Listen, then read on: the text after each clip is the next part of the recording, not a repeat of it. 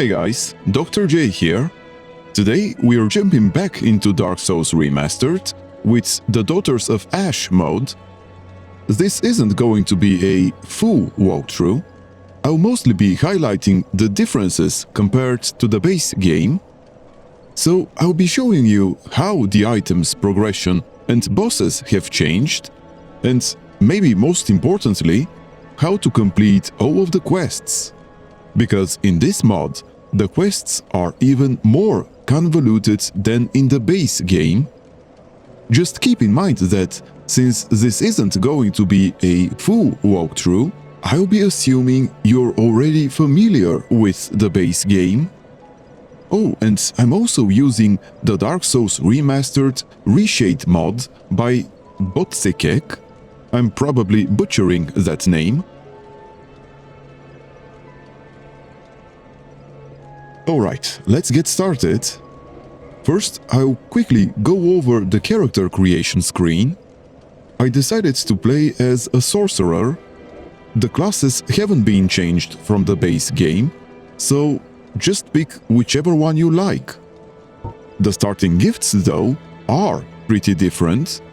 But again, it mostly comes down to personal preference.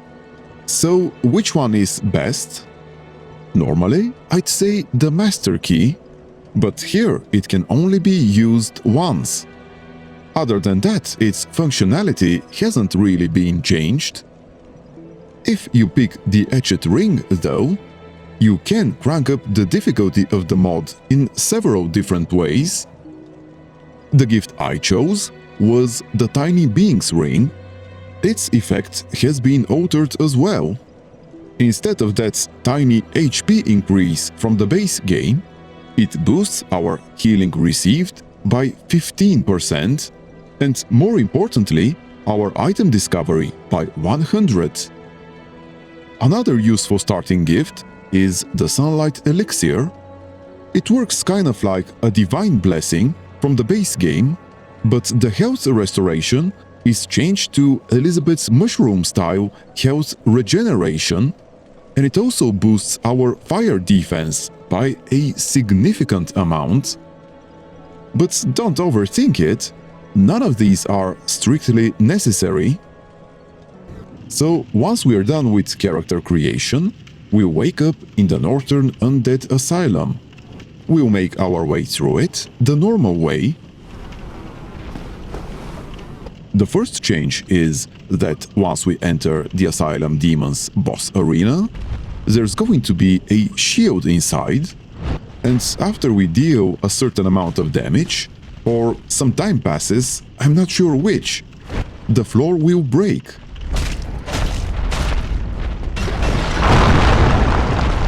Kind of like when we return to the Asylum later, the stray demon will be in the pit downstairs. And it's not too hard to lure the Asylum demon into falling down there. The stray demon will easily kill the Asylum demon, but we'll still get to keep the spoils from the victory. After that, we can keep moving through the Asylum as usual. Another interesting change is that a person has been added in one of the cells. I'm not 100% sure, but I think this might be one of the new bosses. Either way, we'll eventually reach Oscar, grab the Estus Flask, and get the 2 keys from him. Oh. Now I must be putting the harm you of it, and thank you. After that, we'll continue, pick up our Sorcerer's Catalyst, and then head to the Parry tutorial room. We can open that door with one of the keys Oscar gave us, and instead of the rusted iron ring, we'll get the bottomless box and the soul of a lost cleric. Consumable souls have also been heavily reworked. They still give souls, but now they also have an additional effect. In this case, it can heal us for 481 HP over 9 seconds. There are, however, way fewer of these consumable souls in the mod compared to the base game. Now I'm going to fight the stray demon. It's not a particularly difficult fight, but it takes a long time, so you might want to skip it for now. That said, I really recommend killing it now, because the 20,000 souls you get for the kill help a ton, especially on a sorcerer, since we're pretty weak at low soul levels. The fight will probably take you around 20 minutes or so. Like I said, it's not especially difficult, just really tedious. Oh, and the Winged Chaos mode we get from the Asylum demon and the Stray demon boosts our stamina regeneration at the cost of a health drain, kind of like Power Within, just without the damage increase. Another reason you might want to kill the Stray demon is to get the Ring of Temptation. It increases our soul gain by 50%, but if we die, we lose all of our souls permanently. That's a pretty high-risk, high-reward item, but honestly, I'd call it more high-benefit than high-risk, since you can always just unequip it if you sense you're about to die. Once we reach Snuggly, we will also find another Soul of a Lost Cleric. Snuggly works pretty much the same way, but the items he trades are different. There's nothing else to do in the Undead Asylum, so we'll use the Crow to travel to Lordran. Only... Once I reached Firelink Shrine, I first picked up some prism stones and then rested at the bonfire and used the souls from the Stray demon to level up quite a bit. That's going to make the next few areas so much easier.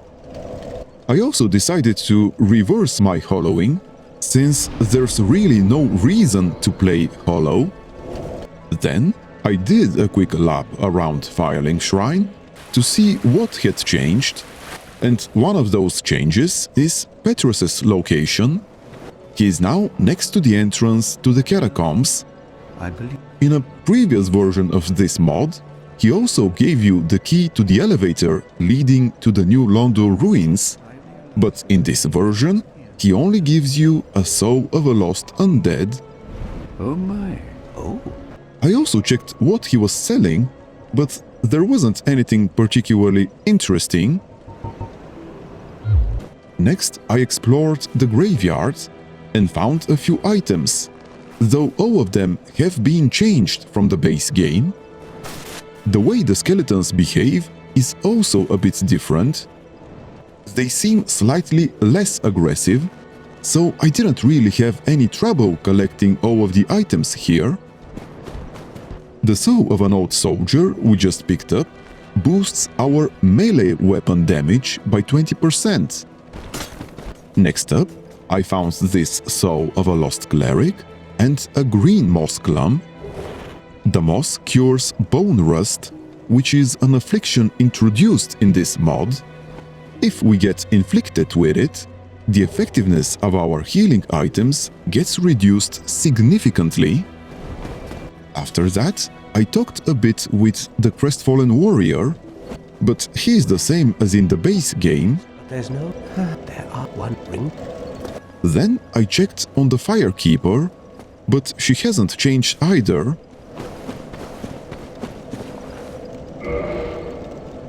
Next, I kept exploring Firelink Shrine and found a transient curse inside this jar. And when I checked the chests here, I found the usual Homeward Bones, Morningstar and Talisman, cracked Red-Eye Orbs, and Lloyd's Talismans, so it doesn't look like those have been changed in the mod. After that, I decided to check out the New Londo ruins. It looks like the area is now called the Dead City of New Londo. The door to the Valley of Drakes is still locked, but we'll be able to find the key for it somewhere in this area. The Dead City of New Londo is where we're supposed to go first after reaching Firelink Shrine. I went to talk to Rickert of Vinheim. He hasn't changed, but I will need to come back later once I have enough souls to buy soul arrows and heavy soul arrows from him.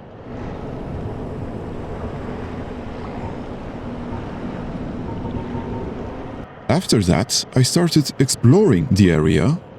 My plan was to move through each area in this mod using basically the same route I would in the base game, because as far as I know, the main thing that's changed is the order you progress through the areas. The geography itself is still the same.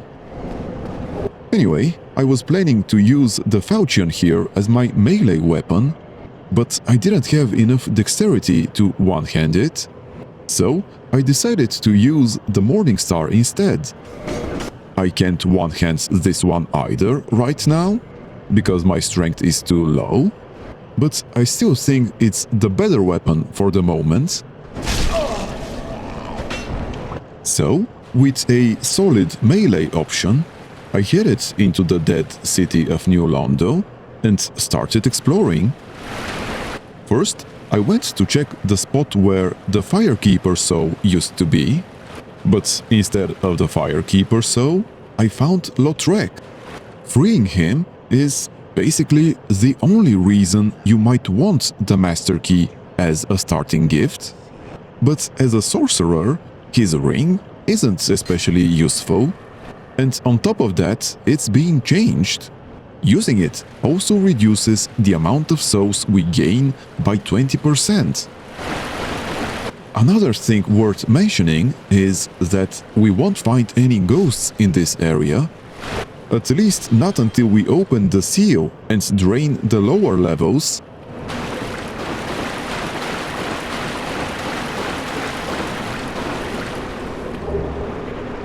I kept moving through the area and found some fire bombs in one of the jars.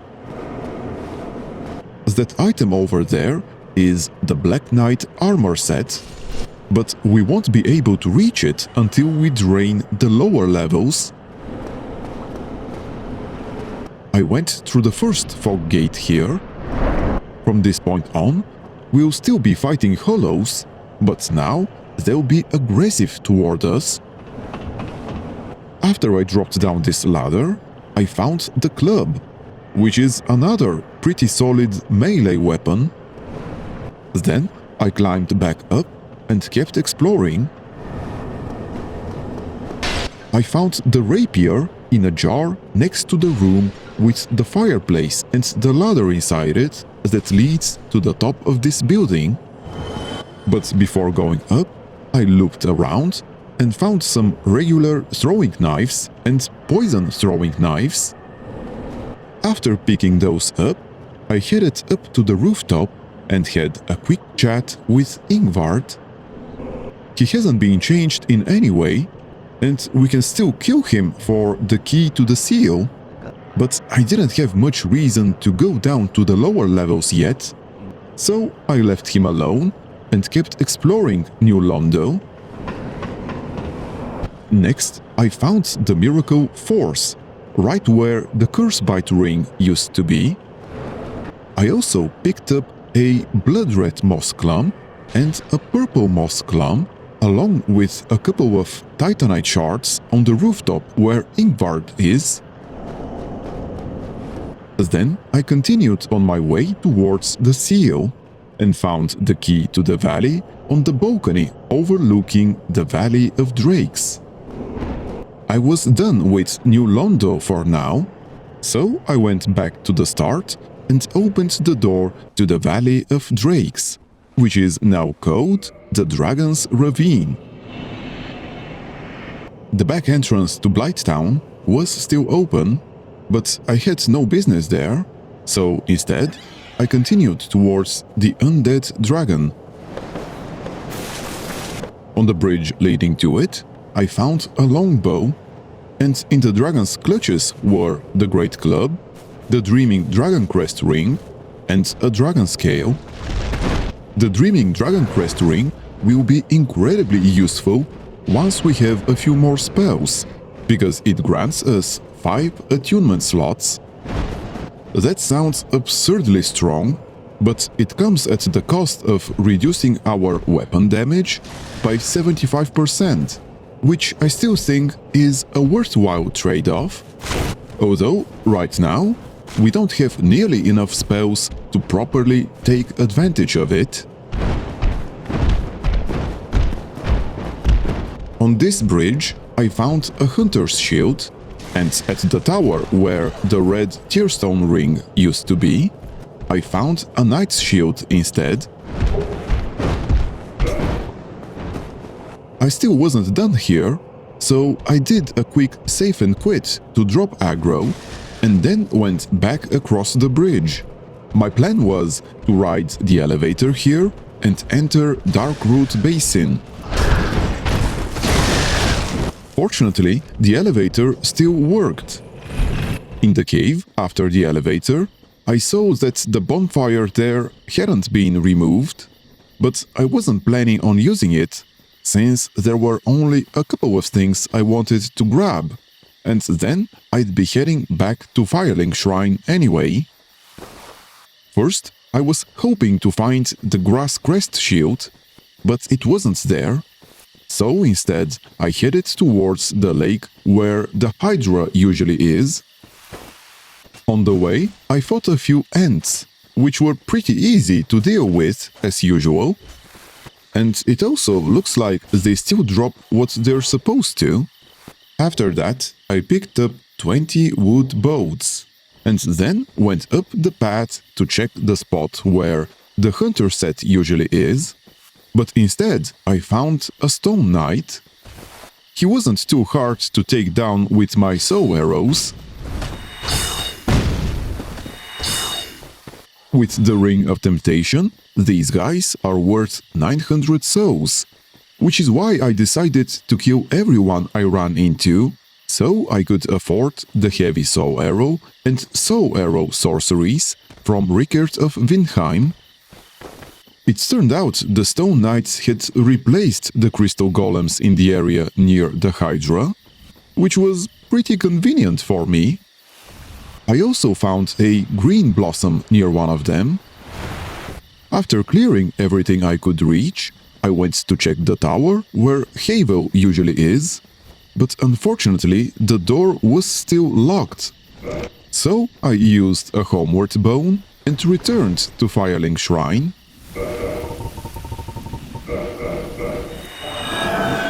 I still didn't have enough souls to afford the 2 sorceries Rickert was selling, so I decided to grind some skeletons near the catacombs entrance.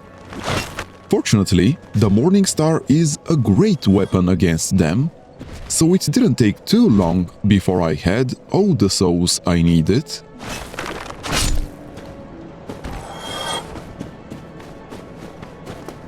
I then returned to Rickert and bought the 2 sorceries. After that, I went back to Firelink Shrine and attuned them. My plan was to enter the Undead Burg next. The entrance to the Undead Burg is pretty much the same, at least enemy-wise. The items are different though. We've got the Caduceus Buckler here instead of the Ring of Sacrifice, some throwing knives over here, and in the Aqueduct Tunnel there are 3 rats instead of 1, and behind them I found some fire bombs. The shortcut to the lower Undead Burg was still locked. The upper Undead Burg is now called the Parish Outskirts, but as far as the enemies go, there don't seem to be many changes. I broke the barrows here and found another soul of a lost undead, and instead of a few hollows, I had to fight a couple of dogs when I dropped down. One of the most important items in the upper Undead Burg was in the chest inside this building. It was the Burg Latchkey, which acts pretty much the same as the Residence Key. After that, I found a Titanite shard and a soul of an old soldier. I went through the first fog gate and continued exploring the parish outskirts. The Hellkite Wyvern's entrance was as impressive as ever. I went to where the first bonfire in this area used to be and instead found a Bowder Knight. After killing it, I went back to this door over here and opened it with the Burg Latchkey. The door for me. It turned out Griggs was imprisoned here instead of the lower Undead Burg. I am Griggs. I freed him and then picked up some arrows from the balcony next to him. Next, I went to check on the Undead Merchant, but instead of him, I found another Bowder Knight and got ambushed by a couple of hollows. After dealing with them, I went down the corridor and found a crystal lizard. Thankfully, a single heavy soul arrow was enough to kill it. I cleared the hollows here, climbed the ladder, and jumped from the rooftop over to the building next to us. There, I found some more throwing knives, and on the balcony, guarded by a couple of hollows, a Titanite shard. After picking it up, I dropped down to the first floor of the same building, where a Bowder Knight was waiting for me. After killing it, I went back to where we freed Griggs and continued on. This room is the same as it used to be, and the door to the lower Undead Burg is still locked. In the next building, I had to fight a Hollow Soldier and a Bowder Knight. I also found a soul of a lost cleric and a copper coin. I found out that the flaming barrow trap was moved to this staircase. After killing the 3 hollow soldiers here, I went up this ladder and killed these 2 as well. Then I opened the chest and found the binoculars. After that, I went back downstairs and opened this door with the Burg Latchkey, where instead of the chest with the goat pine resin, I found a bonfire. I rested there and then continued on. First, I killed this hollow soldier who dropped a Titanite shard, then went up this tower where I killed this crossbowman. Unfortunately, there was nothing else up there, so I went back down and cleared the 3 hollow soldiers again. Then I went down the alley where the Black Knight usually is, but instead of him, I found a couple of dogs. After killing them, I picked up a broken sword in place of the blue tearstone ring. Next, I entered the tower and decided to check whether Havel was still down in the basement, but he wasn't there. Instead, I found the Undead Merchant. He didn't have anything particularly interesting.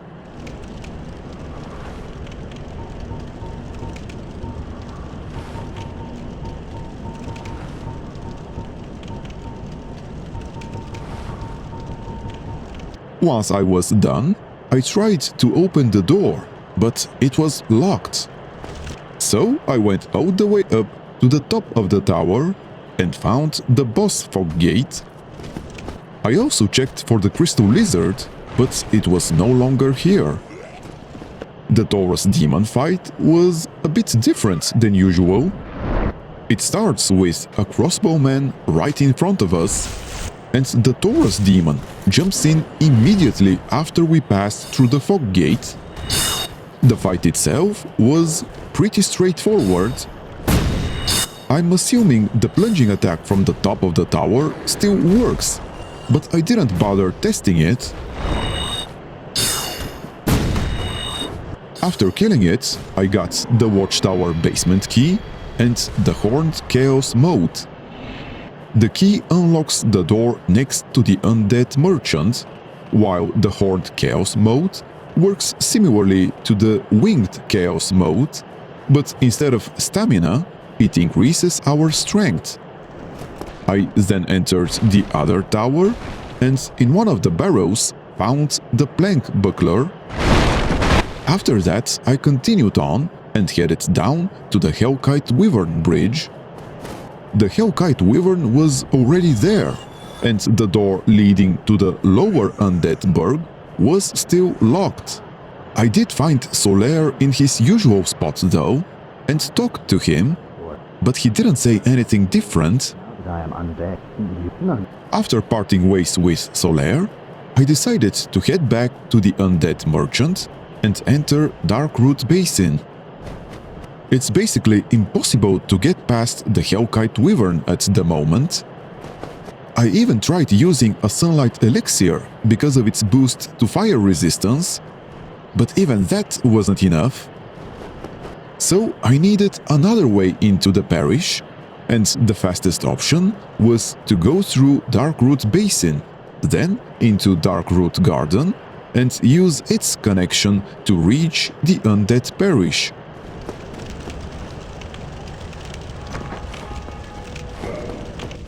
I also spent some time killing Stone Knights, since they still give a solid amount of souls. Once I was done, I went back to the cave with the elevator leading to the Valley of Drakes, lit the bonfire there, and rested. I'd spent the souls I'd accrued so far on leveling up dexterity and intelligence a bit more. Then I continued on toward Darkroot Garden's connection to the Undead Parish. When I reached it, I found a couple of items next to a boss fog gate. The items were a Soul of a Lost Cleric and a Titanite Shard. This fog gate leads to a new boss introduced in this mod. Instead of the usual Titanite demon we'd expect to find here, there's now a boss called Haunting Semblance. Unfortunately, this boss is pretty buggy. It splits after a certain amount of damage is dealt to him, but his clone kept attacking something other than me the whole fight, so I was able to kill him easily. The soul of a lost demon that I got from this boss would give us 1500 souls if consumed, but it will also tank all of our resistances. Also, instead of Andre, I found the Blessed Ember, which is basically the Divine Ember. Then I went upstairs and found the bonfire in its usual place. I used the opportunity to raise my intelligence a couple more points, and then entered Sen's Fortress, and saw that Andre has moved here. Well, you must be a new... Nothing in the items he was selling really stood out to me, so I didn't bother using his services. Now, fully exploring Sen's Fortress was going to be a bit too hard for me, but I still wanted to grab a few items from here. First, I dropped down into the pit with the 3 Titanite demons. The Titanite demons are pretty resistant to magic. I managed to kill this one.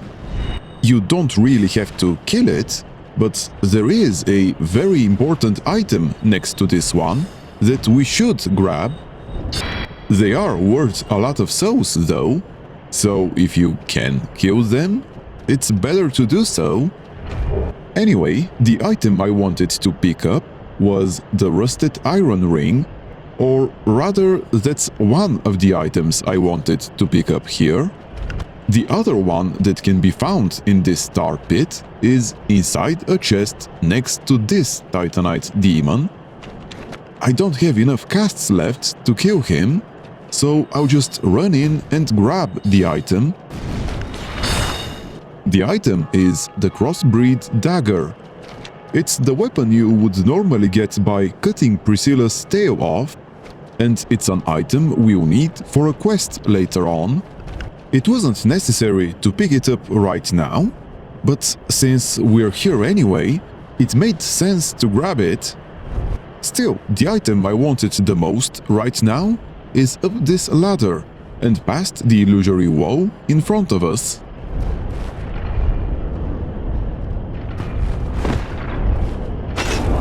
We need to fight and kill the gate giant here.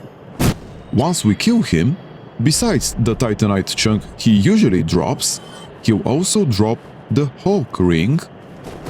Since the Crest of Artorias does not exist in this mod, we need either the Hawk Ring, the Leo Ring, or the Hornet Ring in order to access the Darkroot Garden area beyond that door, and the Hawk Ring was the easiest to get. And since my plan was to fully explore Darkroot Garden next, I had to come and pick it up now. Before entering Darkroot Garden though, I decided to head back to Sense Fortress and kill the remaining 2 Titanite demons. They're just worth too many souls to ignore.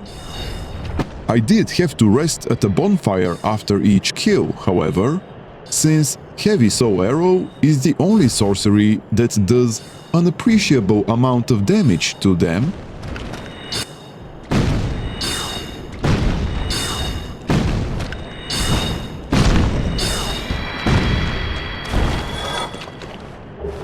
After that, I moved on to the Undead Parish. The enemy placement was changed a bit, but nothing too dramatic. After killing the Hollow Soldiers, I wanted to try fighting the Baronite Knight here. His position on the bridge was definitely more awkward than where he used to be, but it didn't take too long to kill him, and when I did, he dropped a tower shield and a Titanite shard. He was also worth 1200 souls, which was a pretty nice bonus. Anyway, after dealing with him, I entered the parish, killed the Hollow Soldier and the Hollows inside, and found out that there was now a second channeler in the same spot where the Baronite Knight used to be. He wasn't difficult to kill though, and he was also worth a lot of souls. After that, I picked up the humanity that had replaced the Firekeeper soul at the altar, and then activated the elevator to return to Firelink Shrine. When I returned there, I visited Griggs, who is now staying where Laurentius used to be. Of course, we will require... After talking with him, I bought all of his offensive spells, along with magic weapon and the Oro decoy sorceries. Now that I had so many sorceries to work with, I decided it was time to start using the Dreaming Dragoncrest ring. So I went ahead and attuned all of the offensive spells that I had, along with Oro decoy and magic weapon. I didn't really need those two, but I still didn't have anything else to replace them with. After that, I used the elevator to go and grab the item on top of this building, which turned out to be a sunlight elixir. There was nothing else to do here, so it was time to enter Darkroot Garden. I used the elevator again to enter the All-Father's Parish, as it was now called, and then descended the tower and entered Darkroot Garden. A single soul arrow was unfortunately just barely not enough to kill an ant, but we had plenty of soul arrows, so I wasn't worried about it.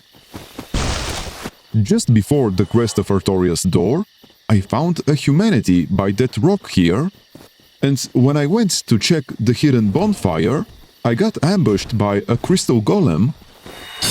Unfortunately, crystal golems are pretty resistant to magic, so I had to use heavy soul arrows. Once I killed it, it dropped the magic shield sorcery. I went back to double check, but no, the bonfire was gone. Even though I wasn't going to go through the Crest of Artorias door yet, I decided to open it anyway. To open it, I had to equip the Hawk Ring, and afterwards I moved on towards the Moonlight Butterfly part of Darkroot Garden. But before going through the Fog Gate, I wanted to grab the item here. It was, as usual, guarded by some ants, so I killed them first. But when I picked up the item, which turned out to be a soul of a blind wizard, I got ambushed by a crystal golem again, and this time it didn't drop anything. In any case, I went through the Fog Gate and turned right, wanting to go towards the path hidden behind the enchanted tree. There were no surprises with it, and after killing it, I went down the path behind it.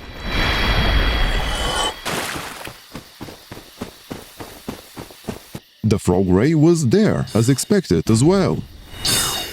The second enchanted tree was moved for some reason. I decided to kill it anyway, and when I did, it turned into a bonfire, which I thought was pretty sneaky, because this is the only bonfire in the entire Darkroot Garden and Darkroot Basin area. Anyway, I continued exploring this part of Darkroot Garden and got ambushed by frog rays, as you would expect. After killing them, I found the reinforced club on the ledge here, and nothing else.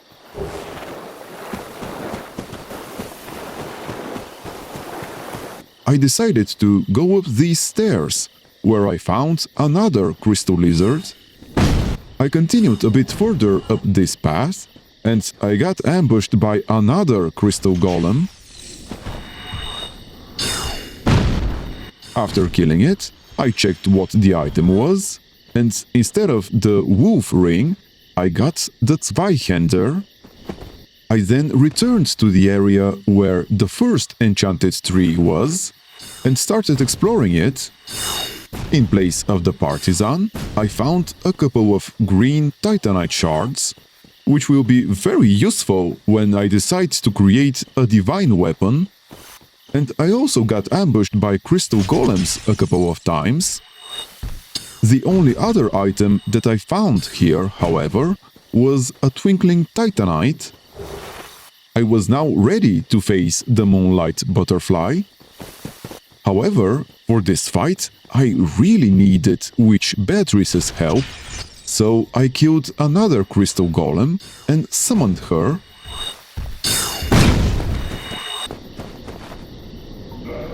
The reason why I needed Witch Beatrice's help was because this boss fight has been changed.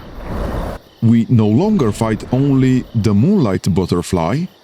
There's also a golden crystal golem now, called the Walking Bastion, and it is pretty tough. It keeps walking towards the other end of this bridge, and it's kind of a DPS race, because it also hits really hard, so we need to kill it while we still have room left to retreat. And the easiest way to do that is by summoning Witch Beatrice to help us, since the Moonlight Butterfly will keep attacking us while we deal with the Walking Bastion. Once it dies, though, finishing off the Moonlight Butterfly was easy.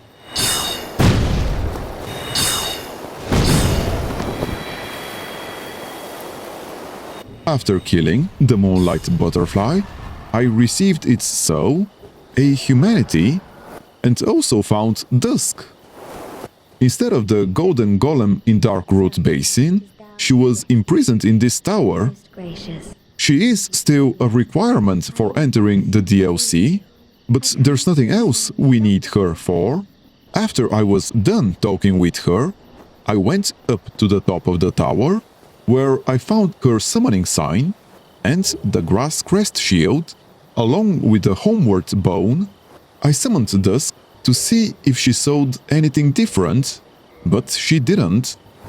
I also equipped the grass crest shield in my right hand. I was just too used to casting with my left hand, and because of the Dreaming Dragoncrest ring, I wasn't planning on using weapons anyway.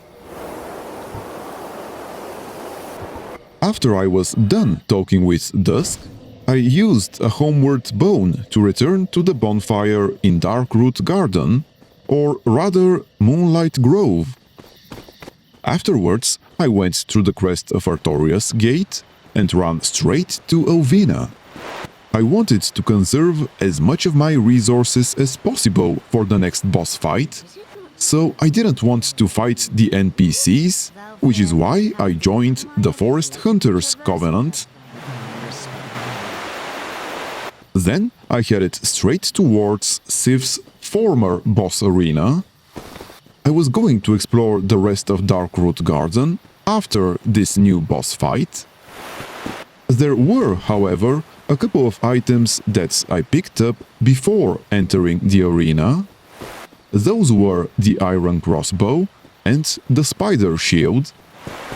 I was actually really worried about this boss fight, because instead of Sif, we have to fight those huge cats that look like Elvina.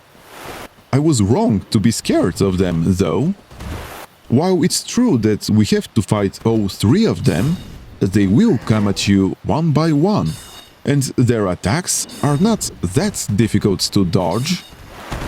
The fight still went pretty badly, but that was mostly because the Grasscrest shield pushed me over the 25% equip load, so I was mid-rolling, and that tripped me up pretty badly.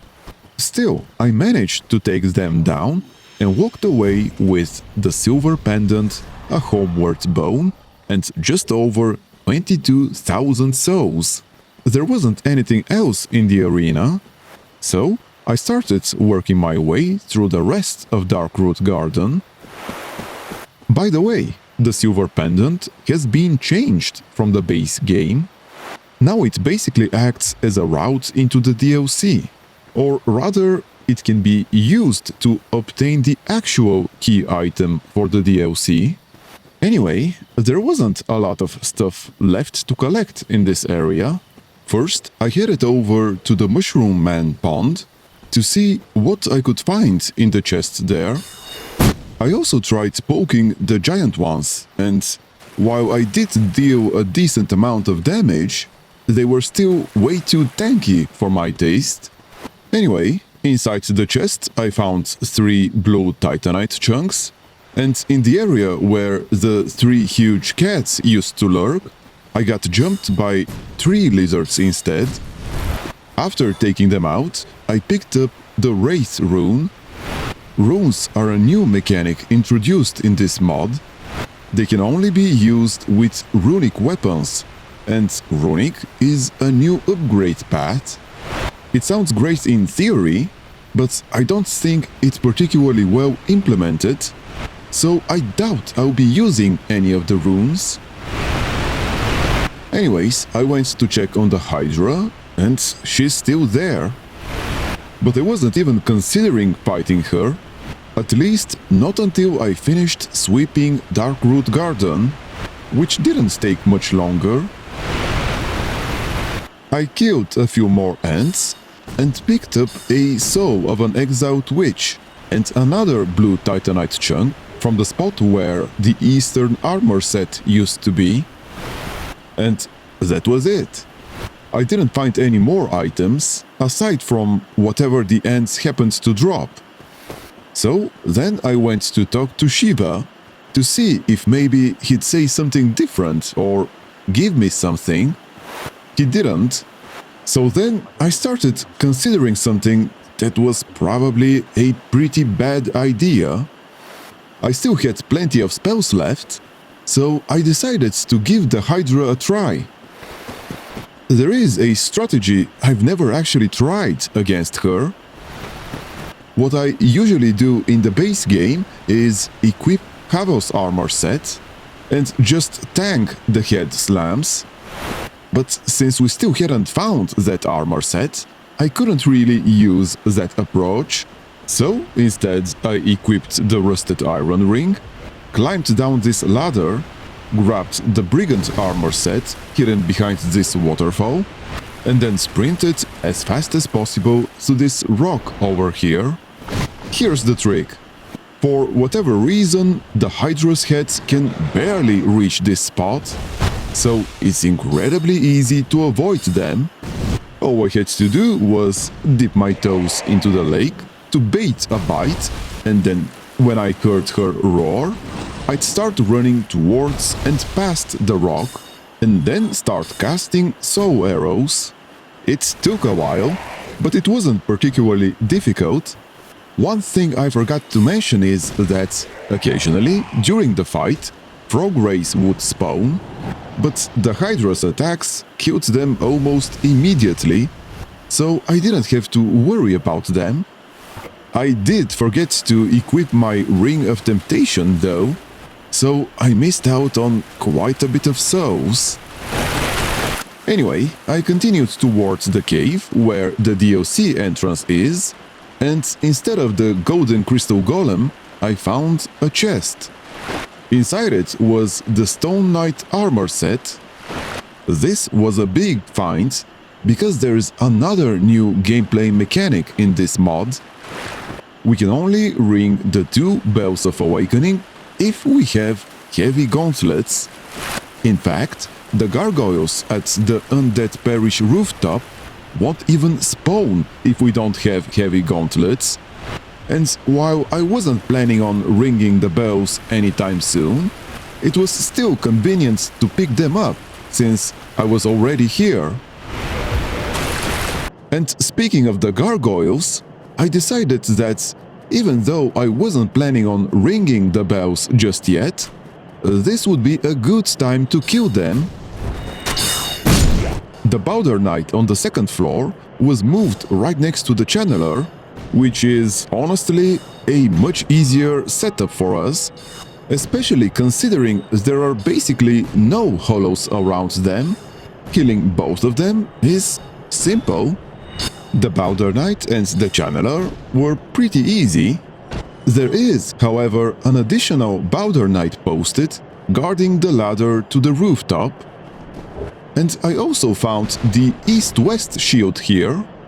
On top of that, I found a light crossbow inside one of the barrows. When I checked Lautrec's former cell, I found another Powder Knight, plus an item inside the cell. But the cell itself was locked. This cell uses the same key that we also need for Lautrec's current cell, but we won't be getting it for quite a while. Anyway, once I reached the top of the ladders, Solaire sign was nowhere to be seen, and there also wasn't any fog gate. That's because this boss fight only happens if you've already found a pair of heavy gauntlets. The fight itself is also quite a bit harder than usual, especially once the second gargoyle joins. But once you manage to take one down, the second one is pretty easy to finish off. After beating them, I got a Twin Humanities, a bronze shield, and a bronze halberd. I also picked up the gargoyle helm from a corpse on the rooftop. Once I entered the bell tower, I saw Oswald there already. He didn't offer anything different from usual, and since I wasn't planning on ringing the bells yet, I said goodbye and returned to Firelink Shrine. It was time to spend the 45,000 souls I got from the gargoyles, and I used all of them to push my intelligence up to 39. Now it was time to return to the Undead Asylum. At first glance, the return visit to the Undead Asylum didn't look changed at all, but that didn't really matter. We were here specifically to trade the silver pendant with Snuggly the Crow. In return, he gave us the broken pendant, so now we had access to the DLC. But I wasn't planning on entering it just yet. There were still a few things I wanted to do first. For starters, I wanted to sweep through the entire Asylum to see if I'd find anything else interesting here, but unfortunately, aside from killing Hollowed Oscar, who honestly gave me a fair bit of trouble, mostly because I could only rely on sorceries and he was really good at dodging them, the only notable drops were a Taurus sword and the Omphalic Rune, plus the soul of a blind wizard from the spot where the peculiar doll used to be. I didn't find anything else. By the way, I'm not completely sure what the Omphalic Rune does, but it seems like it slightly boosts your damage for a short time after dying. In any case, since there was nothing else to pick up, I returned to Firelink Shrine. The reason I still hadn't gone to the DLC is because I wanted to grab a specific item first, and to get it, I needed to head to what used to be called the Lower Undead Burg. To do that, I had to go back into the dead city of New Londo, then enter the Dragon's Ravine and use the back entrance to Blighttown, or whatever it's called now. But before that, I got a little sidetracked and decided to try killing the undead dragon. Considering how many spells we had at this point, it shouldn't be too difficult, and it really wasn't. Standing right here, I was out of range of his attacks, while still being close enough for my spells to connect, so it didn't take long at all. I didn't get much from him, just a dragon scale and 4,500 souls. But still, it was basically a free fight. Anyway, once I took the back entrance into Blighttown, I noticed a few changes in enemy placement. Instead of the infested barbarians, I had to deal with some ghouls here.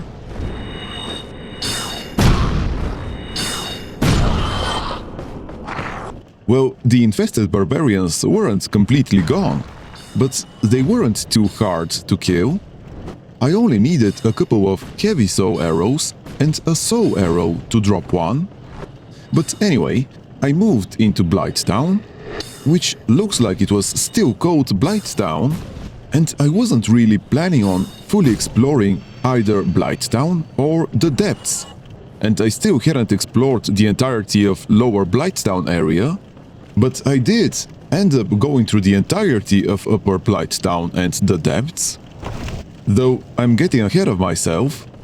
Unfortunately, the blow dart snipers were also still present here, and it looked like they dropped way fewer blooming purple moss clumps than they used to, which had me a little concerned, since I didn't get that many from the ants either, and I still hadn't found the female undead merchant to buy more from her. Still, I pushed down towards the elevator, and on the way there, I picked up the whip. Like I said, I wasn't planning to explore the entirety of this area, but I also wasn't going to ignore items that were right next to me. Before stepping into the swamp, I switched back to my rusted iron ring, of course. I also noticed that Shiva's location had shifted a bit. It didn't really matter, he still wasn't selling anything that was particularly useful to me, aside from maybe the dark wood grain ring, but it was mostly just a curiosity. I wasn't really planning on buying or using it. Anyway, I headed into the swamp, which was now called the Fetid Slagmire, and went straight to where the bonfire used to be.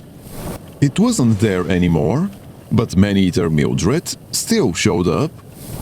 Beating her wasn't particularly difficult, but it did take a while.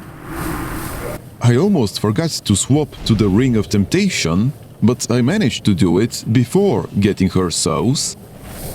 And she also dropped a Humanity and her Butcher's Knife. Even though the bonfire was no longer here, my curiosity got the better of me, and I went to see what was at the end of this tunnel. But first, I picked up this Soul of a Weary Hunter, and then I went to fight this Butcher here, which got me thinking, if the Butcher was here, does that mean Laurentius might also be down here? And sure enough, he was. I dropped down, reached him, and freed him.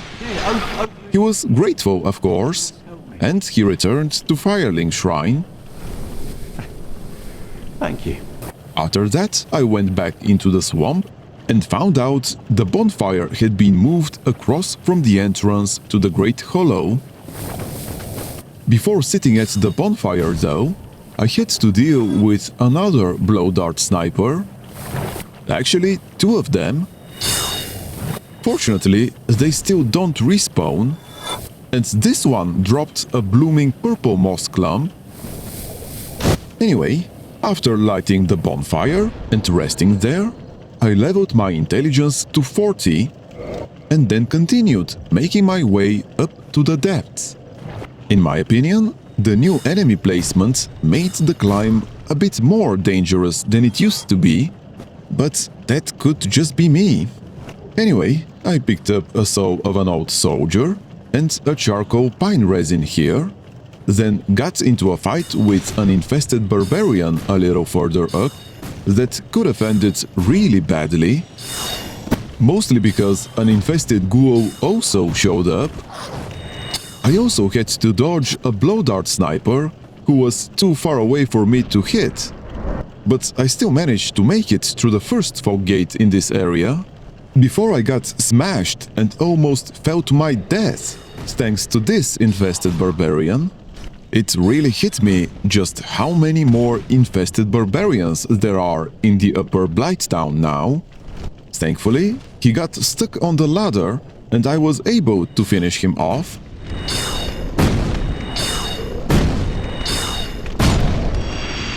Moving on, I found a tower kite shield in that same shaft. And shortly after that, I killed the parasitic wallhugger, but unfortunately the item he was guarding wasn't power within, but a soul of a blind wizard and an alluring skull. I also got lucky. One of the blow dart snipers that had been shooting at me earlier fell to his death on his own, which is something that tends to happen here, even in the base game. This infested barbarian is fairly important to kill, because doing so makes the only bonfire in this section appear. Right next to it, I found a soul of an old soldier and some heavy bolts. I spent the next few minutes pushing through this area and grabbing items, which, let me tell you, was not easy. But I did get the war pick, another soul of a weary hunter, and some standard arrows, and a couple of large titanite shards. Before I got invaded again, this invasion could have been a real problem to deal with. Sellsword Tishana was fast and had great reach, but I got lucky. She slipped while trying to dodge my spells, and that netted me a ton of souls. That honestly made me nervous. I even considered taking off my Ring of Temptation, but in the end I decided against it. There wasn't much of the level left anyway. In any case, I found a humanity here, and then kept pushing upward. I looped back to where I'd been invaded and picked up another soul of a weary hunter, plus some poison arrows. And after dealing with the last blow dart sniper in this area, I found the composite bow, followed shortly after by arguably the most important pickup here, a Firekeeper soul. This was the first one I found in this run, although there is another one I could have picked up already. I'll be grabbing that in the Undead Parish. The last item I found before reaching the exit was a soul of a lost cleric, plus a green blossom. And speaking of the exit, it was guarded by 3 infested barbarians. It wasn't too hard for me to kill them, since I'm running a ranged build, but for a melee character, this probably would have been a very rough fight. Once I got past them, I found Zigmeyer sitting at the edge of the shaft, right across from a ring of sacrifice. His dialogue is the same as when he used to sit in front of Sen's fortress while the gate was still closed. Quite honestly, or a gate, I should say. No matter how long I wait. After talking to him, I checked the door, but it was locked. However, when I tried it a second time, I pulled the melted iron key out of the keyhole, opened the door, and right in front of me was a bonfire. I could finally spend everything I'd accumulated, and I dumped it all into vitality. My initial plan was to head straight for the exit of the depths and come back to finish exploring later.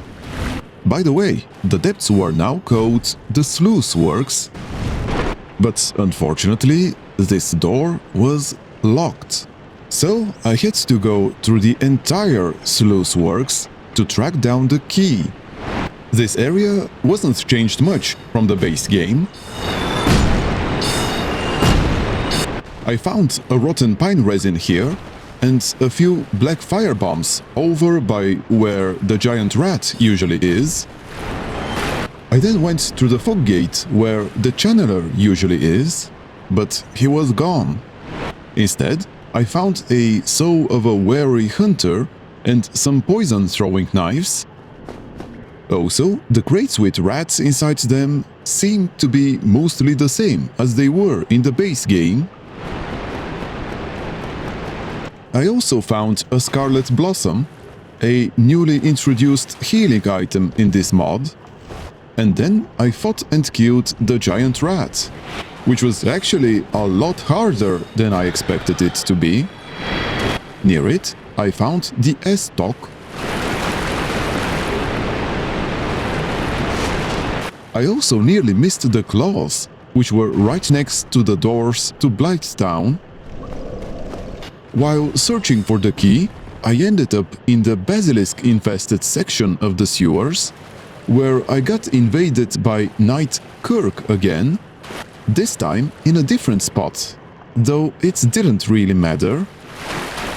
I don't think I've ever used sorceries against Knight Kirk before, but it was ridiculously easy this way. He also dropped his spiked shield and barbed longsword, which made me wonder whether I just got really lucky or if they now have a 100% drop rate. Either way, I also found another couple of large titanite shards, and at last I was able to find the worker's key where the Ring of the Evil Eye used to be. With the key in hand, I went straight back to the door it unlocked, and then I decided to check whether the old bonfire was still there. It wasn't, but instead I found Domhnall of Xena. Aye, Shemai, and good day to you. I'm Don. He was selling goat pine resin, and if I weren't forced into spells only, I probably would have bought some. Other than that, I didn't find much of interest, except for the weaponsmith box, which I did pick up. I have this funny feeling. After that, I went to the room where Laurentius used to be imprisoned and found a couple of sunlight medals. There were only a few more items I picked up before exiting the depths. The first was the Lucerne, tucked into a corner of the flooded area where the dogs are. The last items were a soul of a rusted knight and a few black fire bombs right by the exit. Next to the exit, I also found a soul of a pyromancer. After I finally made it into the lower Undead Burg, I decided to open the shortcut back to Firelink Shrine first. The female Undead merchant was no longer here, but that didn't really matter much. After opening the shortcut to Firelink Shrine, I went back to where the Capra demon used to be, and saw that his fog gate was still there. But when I went through, I discovered that instead of a boss fight, there was a humanity, the female undead merchant, and a bonfire. She had some interesting stock, but I didn't really need any of it.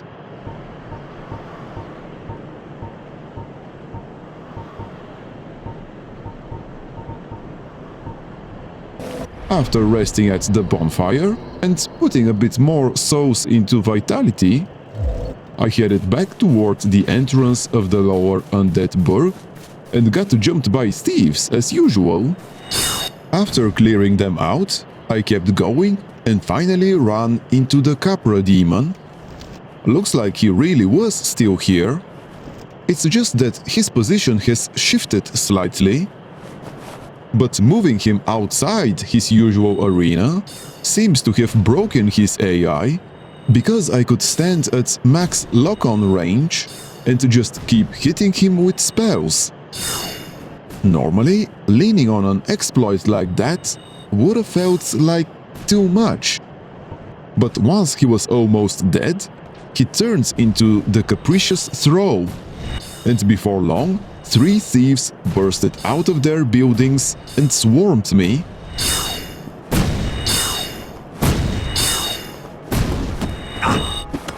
I barely managed to survive them as it was. If I'd had to fight the Capricious Throw at the same time, I would have died. That's mostly because you only have a limited window to kill the Capricious Throw. If you fail, he escapes, and that would have been a complete waste of the time I spent getting here. And the whole reason I came here was for the Chtonic Spark, which lets us warp between bonfires. Killing the Capricious Throw is the only way to unlock that ability. It's no longer tied to the Lord vessel. By the way, the Sable Rune I just picked up applies a magic or crystal weapon buff to your weapon when you hit something with it. Inside the building where Griggs used to be locked up, I found the Ember Tearstone Ring. This is similar to the blue Tearstone Ring, except it only works on your shield, not your overall defense. And the last important item I wanted from here was the Peculiar Dough. It was moved from my cell in the Undead Asylum to this alley. Other than that, I also found a Soul of a Rusted Knight and a charcoal fine resin in one of the thieves' huts. I was done with the lower Undead Burg, and after spending all of my souls to raise my vitality and attunement a bit more, I warped to the abandoned church bonfire. I know I keep delaying the DLC, but there was one last thing I wanted to grab from the Undead Parish, so I decided it was time to finish exploring it. First, I went to the front of the parish, where I fought a couple of Balder Knights. Then I moved on to the Hollow Soldiers and the Armored Boar, whom I deleted with a heavy soul arrow before he could even react. It didn't look like the enemy placement had changed at all. After that, I tried to see if I could reach the bridge, but the gate was closed. Then I went to the top of the tower, where a Black Knight usually is, and found a Baronite Knight instead. Killing him was pretty easy, and when he died, a bonfire appeared, which, to be honest, felt a bit pointless, considering the bonfire inside Andres Tower is so close by.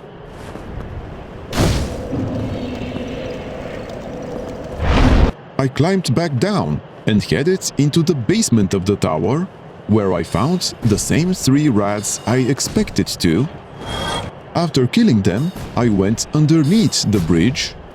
I could still see the wyvern's tail, but I didn't have enough arrows to try to cut it off, so I moved on. I went to where the upper Undead Burg bonfire usually is, and found this claymore.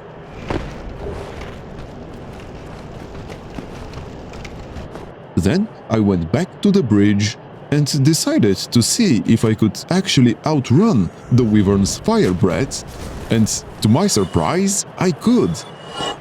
The less pleasant surprise was that the sunlight altar was gone, so I didn't have easy access to the lightning spear miracle. It wasn't a huge deal, but since some enemies are very resistant to magic and less so to lightning, I kind of wanted a backup option for those cases. I opened the gate to the Undead Parish and looted the items on the bridge, since the wyvern flew away like he usually does. The pickups weren't particularly exciting. After that, I examined the statue here, which I don't think you can in the base game. Then I cleared the hollow soldiers in front of the parish gate again, and picked up a soul of an old soldier and a titanite shard from the small bridge. After that, I went into the underground section and found a couple more titanite shards in these barrows, as well as a firekeeper soul up on this beam. Continuing my sweep of the Undead Parish, I found a tower shield guarded by this Bowder Knight, and that was the last item I collected in the Undead Parish. There was also another Baronite Knight guarding this bridge, and he dropped another Titanite shard, but that was it. There was nothing else interesting, so it was time to enter the DLC. Or so I thought. However, after doing some research, I got worried I might mess up Velka's quest if I did that. Velka's quest is the most complicated one in this mod. I'm almost certain it wouldn't have mattered even if I didn't start it right now. But I decided to be safe rather than sorry, so I went back to the depths, inside the Gaping Dragon arena. The Gaping Dragon would only appear if you possessed the peculiar dough. And there's a channeler inside the boss arena who buffs him, making the fights pretty difficult. However, we don't have to kill the Gaping Dragon, or as it's now called, the Bane of Lordran, at this point. In fact, I did my best to die in that fight, because dying to him the first time transports us to the painted world of Ariamis, which is now called the Cloister of Exiles. I grabbed the bonfire here so I could warp back once I decided to fully explore this area, but then I headed back towards the beginning and found this little side path here. It starts at the Elite Knight armor set, and following it brings us to Velka's Crow. If we ask it to bring us back to Fireling Shrine, we can enter a pact with Velka. Our task is going to be to find and punish 4 particular sinners. I'm not going to spoil who those sinners are, but we were going to have to kill them to complete the game anyway. Velka also gave us the Ring of Condemnation, which deals counter-attack damage if we get hit. We also received the Pact of the Chosen Undead, which gives us a hint about our mission. Now it was finally time to enter the DLC. But before I did, I was dismayed to see that the Fireling Shrine bonfire had died down. And that was because the Firekeeper was killed, obviously by Lautrec. I forgot that he would kill Anastasia either because we rang both bells or collected the Firekeeper souls in both the Undead Parish and Blighttown. Anyway, I visited Laurentius, accepted his pyromancy flame and bought a few pyromancies just in case I needed them. I still had plenty of attunement slots. Unfortunately, I didn't have many souls left, so I could only upgrade the pyromancy flame to +2. It wasn't much, but it was better than nothing. After that, I noticed that Domino of Xena was now hanging out where Petrus and his friends usually are. It was finally time to enter the DLC. I went up to the Undead Parish and entered Darkroot Garden. And that's when I got the message signaling that the DLC portal was now open. So I went down to its usual spot, and I think the portal itself has been moved a little, but regardless, once I examined it, I got dragged into the past by Manas's hand again. Except this time, his hand was red.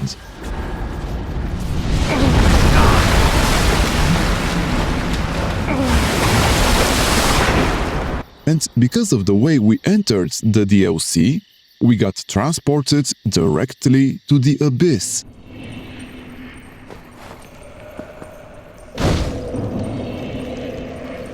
The way to Oolacile Township was sealed by dark magic, so I had no choice but to venture deeper into the Abyss. This area wasn't too different from how it normally is, but this time the image of Alvina wasn't directing us towards the captured Sif. Still, I wanted to check on Sif, and on the way there, I missed a crystal lizard, but I didn't bother safe-quitting just to respawn it.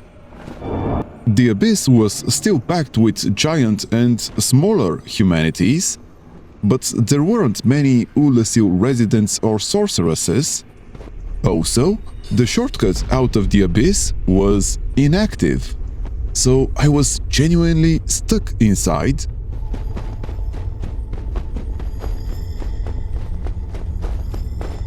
When I went to see if Sif was still here, I didn't find her, but I did find the Wolf Ring. While exploring the Abyss, I picked up a couple of white titanite chunks, the Vow of Silence miracle, the Bloated Head Helm, and the Rhythm Rune, along with a Soul of a Blind Wizard. Exploring the Abyss was pretty rough for me, because the humanities were very resistant to both magic and pyromancy, so I decided to avoid them as much as possible. The last thing I found here was a soul of an old soldier and a magic hollow shield. It was time to start the fight with Manas. I wasn't very confident I could beat him, but once I went through the fog gate, I realized Manas was already fighting someone. It turned out that someone was Artorias, meaning we'd been transported back to a time before Artorias was corrupted by the Abyss. It was an incredible scene to watch, and I was very thankful he was tanking Manas, because I clearly wasn't doing enough damage to kill him on my own. So I stayed as far away as possible and just kept peppering him with soul arrows.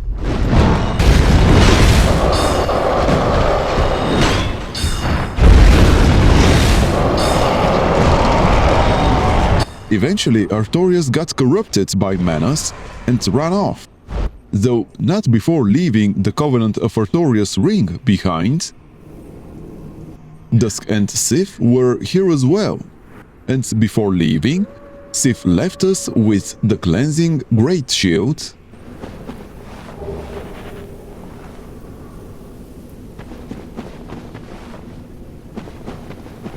Our job here was done, so I lit the bonfire and used the portal to return to the present. This time, the portal dropped us back into the dead city of New Londo. Of course, we're not done with the DLC, far from it. But considering the pitiful damage I was doing to Manus in that fight, I decided to get a bit stronger first by clearing a few more bosses and saving Logan, so I could buy better spells from him. I started by heading down into Lower Blighttown to finish exploring it. I found the Poison Bite ring where the Firekeeper Soul used to be, and the Serrated knife was also nearby. After that, I found a large Titanite shard near the entrance to Quelag's domain, followed by a soul of a rusted knight in a corner of the fetid Slugmire. Shortly after, I found the Great Scythe, which means that, if I wanted to, I could have basically reused the build from my old achievements walkthrough. Although, to be honest, I'm really happy with my current build. Anyway, after passing the bonfire here, I found the knight armor set near a large cluster of giant leeches. And speaking of giant leeches, out of all the ones I killed, none of them dropped green titanite shards. That could just be bad luck on my part, but it might also mean they no longer drop them. I also ran into a couple more blow dart snipers, but down here, where I had room, I could dodge their darts and take them out easily. In a chest near the last blow dart sniper I found here, there was a raw knife and a rotten pine resin. And nearby, I also found some green titanite shards. The last items I found down here were a soul of a lost cleric and a purple moss clump. I was done down here, so next I wanted to head back to the bonfire to refill my Estus flask charges and then go fight Quelag. Unfortunately, I forgot to re-equip my Ring of Temptation for the boss fight, so I missed out on a lot of souls. Man-Eater Mildred's summoning sign was here too, so I could have brought her with me, but I decided there wouldn't be any need. And there really wasn't. As far as I could tell, the fight wasn't changed in any meaningful way, so it only took a short while before she went down.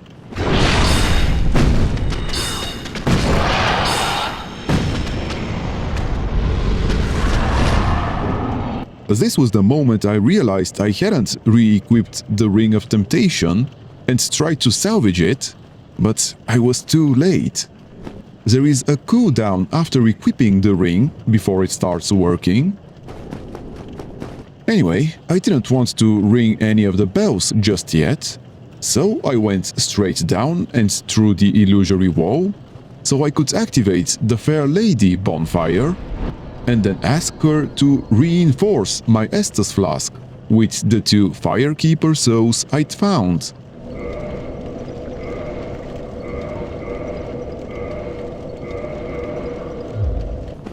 There was nothing else I needed from her, so I went straight to the Demon Ruins bonfire, or as they're now called, the Fiery Cascades. For some reason, my ability to warp was blocked in this area, but it didn't really matter. All I came here to do was kill Ceaseless Discharge for some more free souls. Just like in the base game, I went to grab the goat-hemmed black set his sister was wearing, which aggroed him and made him chase me to the arena entrance. Up to that point, it looked like nothing about the fight had changed. But that's when I got a nasty surprise. One of his sisters came through the fog gate. I basically stun-locked her with my spells, so she couldn't really damage me, but it definitely made the fight more interesting than usual. Anyway, after hitting him a few more times, Quellos, like he's code now, went down and I got my souls. By the way, I really like his new name. As far as I know, he was never officially named, but Quellos just seems to suit him pretty well.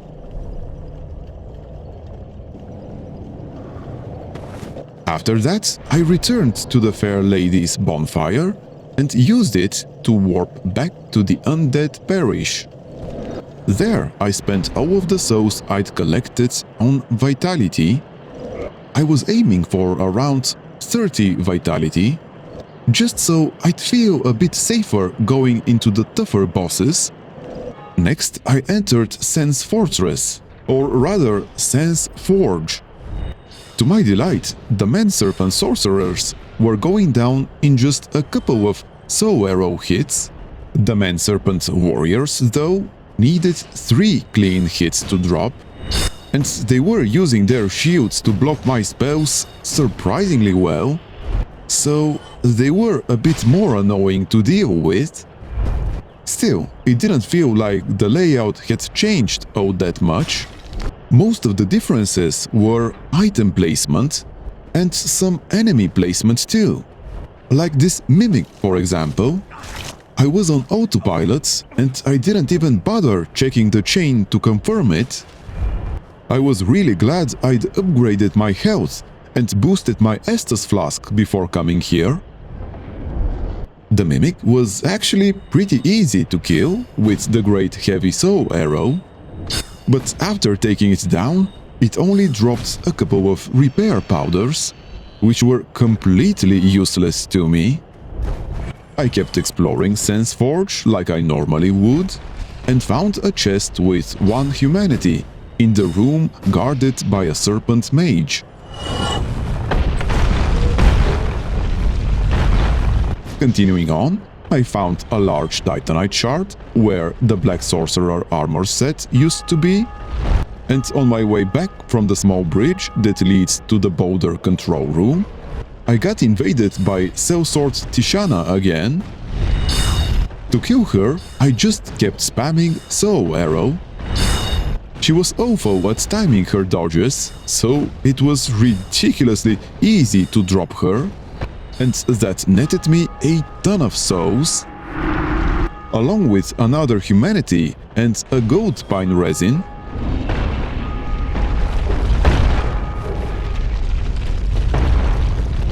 After that, I doubled back and had to make a couple of fairly nasty jumps to grab a Fire Claw and a Voltaic Claw.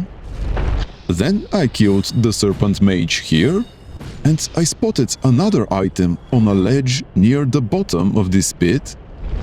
It wasn't too difficult to reach, and it turned out to be a Soul of an Exiled Witch. An itemized soul worth 5,000 souls, so I was pretty happy. Unfortunately, that dumped me back at the entrance, so it took a while to loop my way back, and once I did, I checked what this item was. It turned out to be the ever-underwhelming Bloodbite ring. Eventually, I made it back to the staircase, where the boulder is rolling, and this time I went downstairs. In the room where the Mimic used to be, there was only a man-serpent.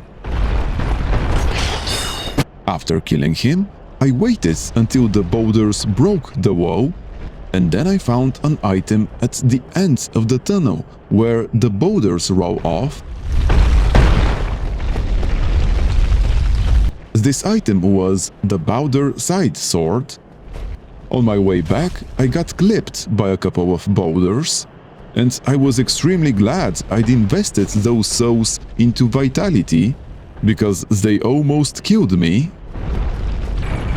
Anyway, I used the elevator in the Mimic Room to reach the boulder control room, where I killed the Serpent Mage and used the boulders to destroy the wall leading to Big Head Logan's cage.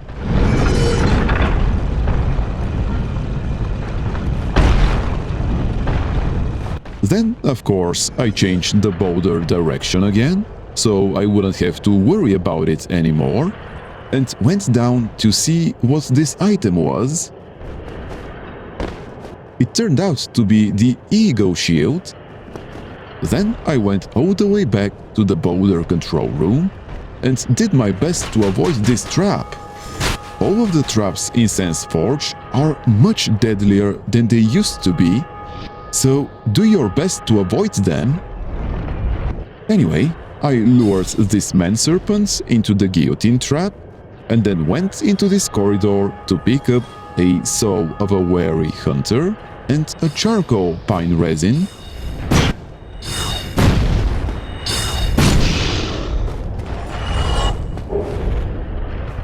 After that, I went up the stairs and foolishly tried to grab this item, only for it to turn out to be just a dung pie. Fortunately, I didn't get shoved off the bridge and I was finally able to go outside. Once outside, I went to where the Bowder Knights usually are, and still are, and opened a chest with Twinkling Titanite inside. I also checked the spot where the sniper crossbow used to be, but there were no longer any items there. So next I went to the balcony with the bonfire, but unfortunately the bonfire was gone. Instead, there was the crestfallen merchant. It didn't look like his inventory had changed in any meaningful way. And in any case, I didn't need anything from him. Then I doubled back, picked up a large Titanite shard from this corpse, and kept moving on. I headed to where the Baronite Knight used to be, but now this area's bonfire was moved here. I have to say, this spot feels way more suited for a bonfire. Then I went all the way to Prince Ricard's tower, and even though he wasn't there, I found the Faded Ember inside this chest. The Faded Ember is basically the large ember. Then I checked the tower where the crestfallen merchant used to be, and I almost got killed by this hollow soldier, but thankfully I managed to save quit in time. When I went into the tower, I found that Prince Ricard had been moved to this staircase. He was a bit annoying, but it didn't take long before I killed him with soul arrows. He dropped Ricard's rapier as usual. I continued downward, and on the bridge where Logan's cage key used to be, I found an item guarded by a Baronite Knight. He was easy enough to kill, but unfortunately, the item turned out to be the Flamberge. At that point, I started getting a little worried, because there weren't many places left that made sense for the key to be at. But fortunately, I found it soon after, on this bridge where a Bowder Knight used to be. Now I could open the shortcut to the entrance and finally free Big Head Logan. And that's exactly what I did. You see, I am Logan. I have a mold in this place. Afterwards, I opened the other cage as well, and found the Sorcerer armor set. Next, I went back to the shortcut and continued on my way to the Iron Golem. The last enemy before the boss fog gate was this Bowder Knight here, who actually got lucky and survived our encounter. Before starting the fight, I checked whether Black Iron Tarkus's summoning sign was still here. Unfortunately, it wasn't, which was a problem for me, since the Iron Golem was relatively resistant to magic. Either way, I needed to kill this giant first, because I definitely didn't want him lobbing fire bombs at me during the boss fight.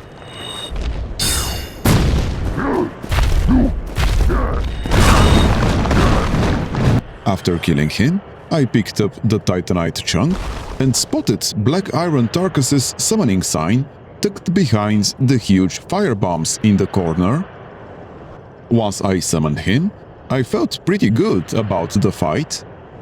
Right at the start, I got clipped by his long-range attack, which felt like it came out earlier and faster than it used to.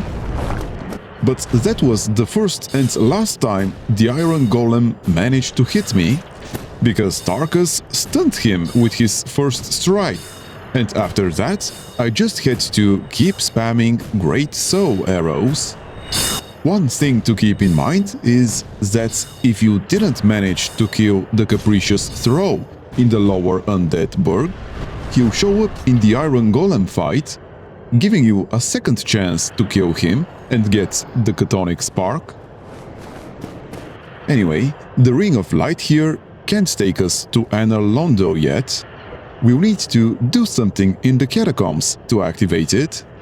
But even though I'm heading there soon, I'm not going to Anor Londo that way. Instead, I'll be using the Painted World of Ariamis. But anyway, once I was back at Firelink Shrine and had freed Big Head Logan, I wanted to buy most of his sorceries, or at least as many as I could afford. The most important one was Soul Spear. I needed at least one spell that could really hit hard.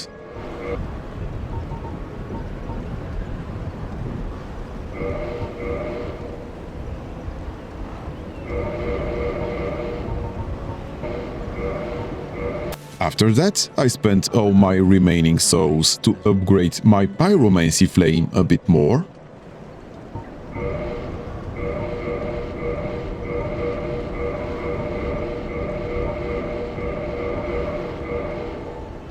Then I used a Homeward Bone so I could go attune my new spells.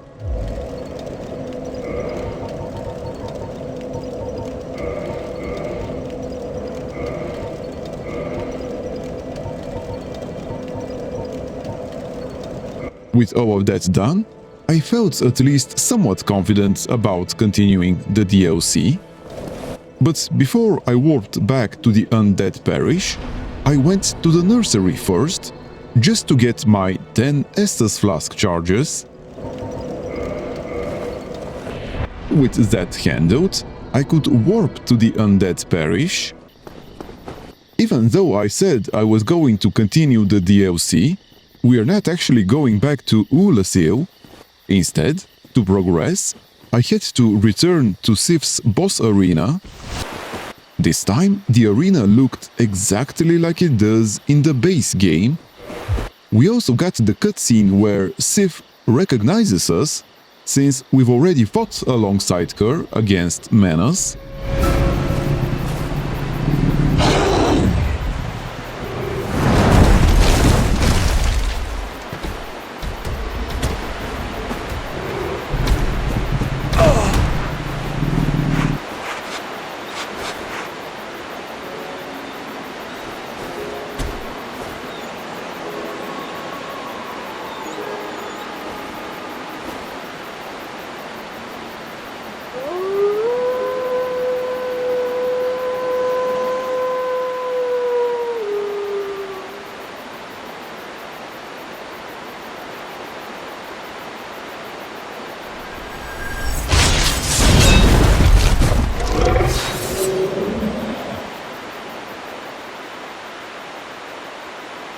At first, the fight started normally.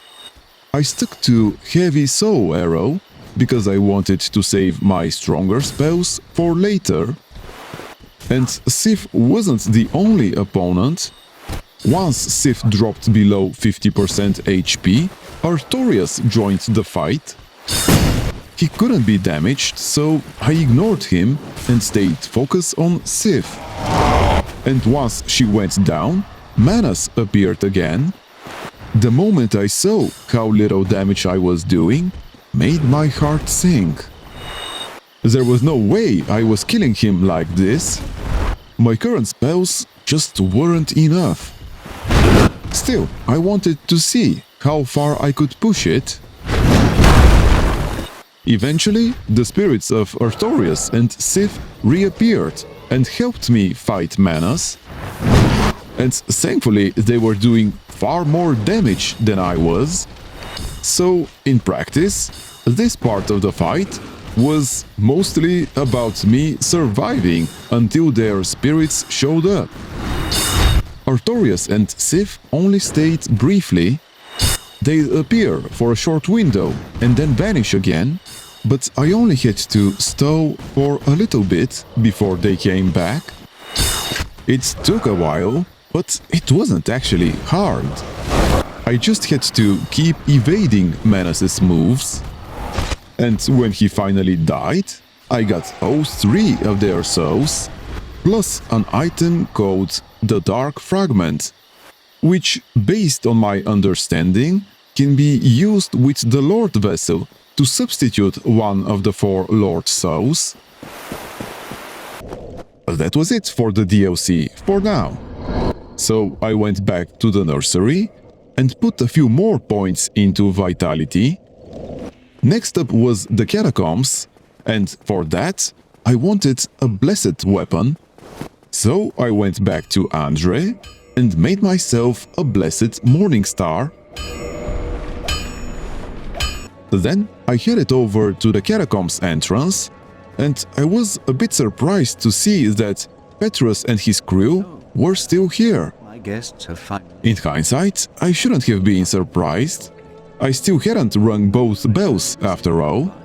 It's just that so much had happened already that I'd completely lost track of the whole ring both bells plan. Either way, they didn't have anything interesting to say, so I went into the catacombs, wondering what the mod had changed down there. And the first thing I noticed was that the bonfire had been moved. I wasn't sure why, honestly. It didn't make much sense. They were already pretty close together anyway. But now that I think about it, with Fireling's Firekeeper dead, I could use this bonfire as my Fireling Shrine access instead of the one at the Undead Church. Anyway, I made a bit of a mess fighting this Necromancer, but I just really wanted to test my new Blessed Mace on him, and the results were pretty underwhelming. Which makes sense, of course. I didn't really have the right stats for it, and I only made it as a backup in case I absolutely needed to drop the skeletons before the Necromancers. And speaking of Necromancers, there are way more of them now in the catacombs, or rather the Bone Chimney, as it's called in this mod. They still weren't too hard to deal with. The annoying part was getting invaded in this room while there were still active Necromancers around, because they kept reanimating one of the skeletons. So I had to fight both the Depraved Apostate and that skeleton at the same time. And what made it even more frustrating was that the Depraved Apostate would occasionally fully heal himself, which didn't make it hard, just slow and tedious. So at one point I switched to Homing Soul Mass, and it honestly did wonders against him. And no, I didn't forget about the Blessed Weapon. I just didn't have the breathing room to use it against the skeleton in that moment. Either way, I eventually brought down the invader and kept exploring the bone chimney.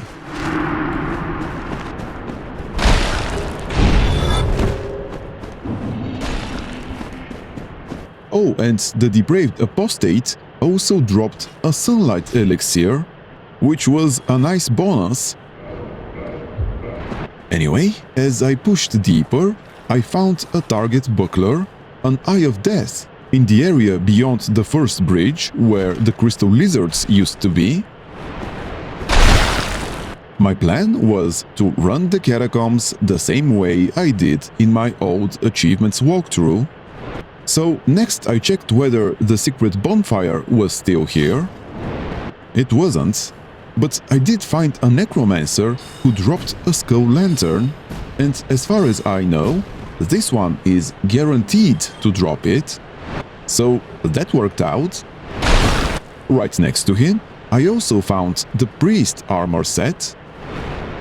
Moving on, I hit the next switch and then picked up the sinner's key. This is the key that opens Lautrec's current cell and his previous one. Obviously, there was no point in going to his current cell since he'd already escaped.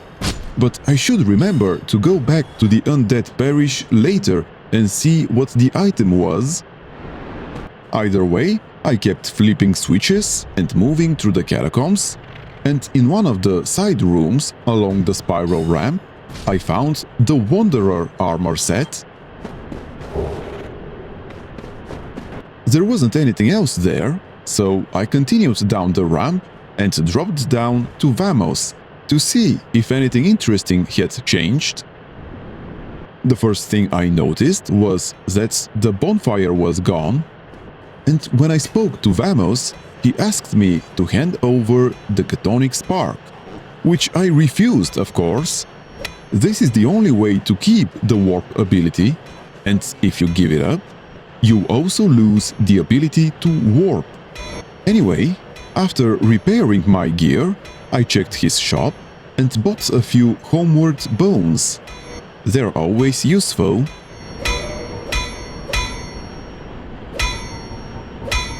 Back outside, the bone wheels were still here, along with a crystal lizard that I failed to kill on the first attempt.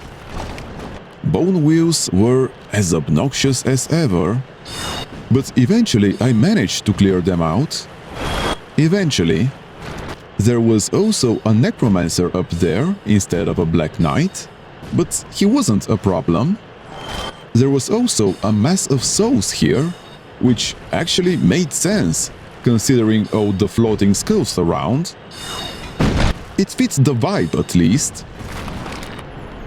Once everything was dead, I safe quit, so the crystal lizard would respawn, and then I made sure to kill it too. Then I went into the cave to the right of Vamos's workshop and found the Reaper's Rune, plus a soul of a blind wizard. From what I understood, the Reaper's Rune only works in the Undead Parish, and if you use it and kill enemies there, you gain both health and stamina, and those bonuses stick around until you rest at the bonfire, which basically makes it worthless for me, at least for this run. Also, I noticed that Paladin Leroy's summon sign had been moved, and honestly, I think this placement is a lot better. Right next to it, I picked up a silver coin and a soul of a cleric. Climbing the ladders, I reached the tomb where the sarcophagus that takes you to Nito is located, killed a couple of bone wheels, and grabbed another soul of a blind wizard. The Titanite demon that used to be here was gone, but when I left the tomb, I ran into a couple of bat-winged demons, and fighting them in here was pretty annoying with all the floating skulls around. I managed to kill one of them, and the other one fell, but didn't actually die, unfortunately. Either way, I kept going until I reached the sarcophagus where the Dark Moon Seance ring used to be. But instead of a giant skeleton, I got ambushed by a Titanite demon. Killing it wasn't hard, but it did take a bit of time. And instead of the Dark Moon Seance ring, I got a prompt saying that the Pale Eye Orb was already stolen, whatever that was supposed to mean. Then, behind the sarcophagus, I found the Ring of the Evil Eye. Continuing onward, I found the next bonfire. Its placement wasn't bad, although I still think that it would have been better if the bonfire by Vamus's workshop hadn't been removed. Either way, I didn't rest here, because I didn't want to deal with all of the bone wheels again, and besides, I still had plenty of casts left. A little further ahead, near the spot where Tranquil Walk of Peace used to be, I found another crystal lizard.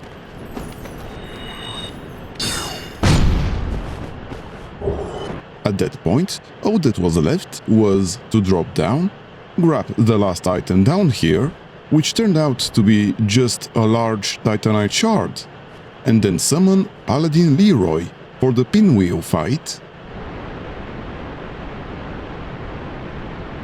At first, I thought I was being overly cautious, because I basically stun-locked Pinwheel and killed him before Leroy even reached him.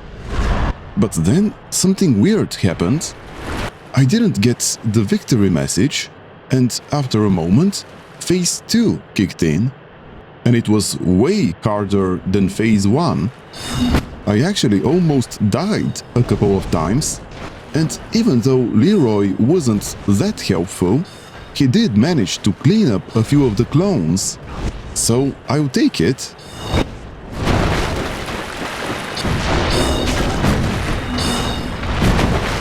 I eventually finished him off and got the Rite of Kindling, his soul, another humanity, a homeward bone, and the Mask of the Father. After that, I climbed out of the giant sarcophagus where the boss fight took place and headed towards the shortcut back to the Bone Chimney to pick up the covetous Gold Serpent Ring. Then I pushed on towards the Tomb of the Giants, and I was pleasantly surprised it was no longer pitch black. It's now called the Undercrypt. I also found the Hornet Ring inside one of the sarcophagi.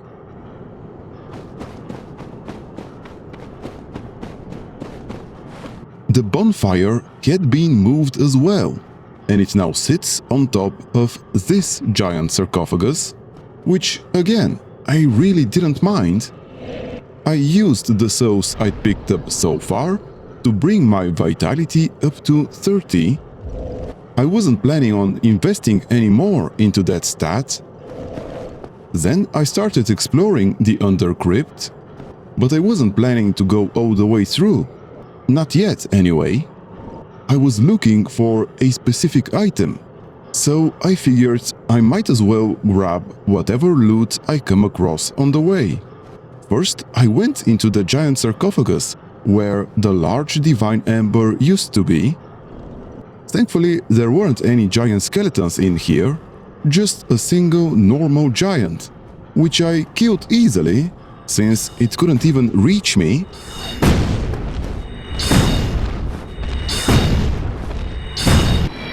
Once it died, a single giant skeleton reanimated, which made me think that that giant was probably the trigger preventing the rest of the giant skeletons from activating. So I probably should have just dropped down, grabbed the item, and left that giant alone. But it wasn't a huge deal. Anyway, the item here ended up being a white titanite slab, which isn't particularly useful to me, but I'll take it. Then I headed out and made my way to Patches. He did the usual routine, asked if I was a cleric and then kicked me right off the ledge. Good day. You look reasonably sick. No?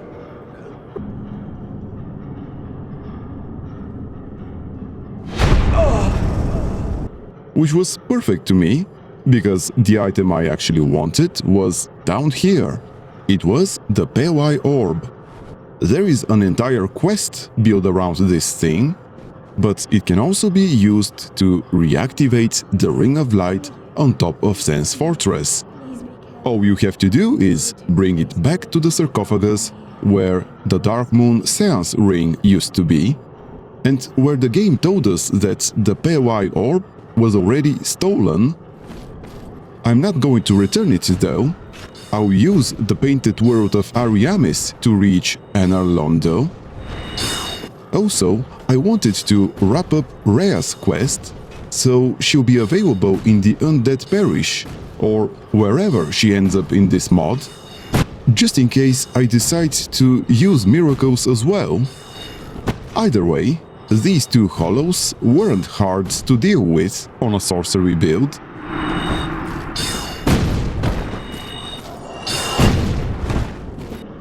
After I saved Rhea, she gave me a couple of sunlight elixirs.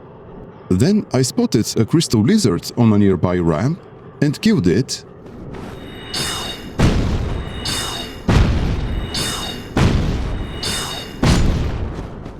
After that, some bone towers showed up, and I killed them too, which was honestly a bit of a waste of time, since they didn't drop anything. Then, as usual, I kept heading towards the ladder, killed a few more bone towers, and found a Thorland talisman in front of the illusory wall. On my way back to Patches, I noticed an item where the bonfire used to be, and it turned out to be a couple of large titanite shards. And after I refused to accept Patches' apology, he gave me the replenishment miracle. With that, I feared I was done here for the time being. Still, I decided to finish sweeping the area around the new bonfire before heading out. Unfortunately, a couple more of the giant skeletons reanimated, but again, they were way less annoying than they used to be. Still, I didn't find many items, just a Dragoncrest shield, a fire hand axe, and a magic hand axe. That was it. I didn't want to waste any more time here, so I used a homeward bone to return to the bonfire, then warped to the nursery to get my 10 Estus Flask charges, and after that I warped to the chasm cell. In hindsight, that was a huge mistake, because it turned into a miserable slog. I probably should have left the rest of the DLC for after I picked up stronger spells in the Duke's archives. But what's done is done.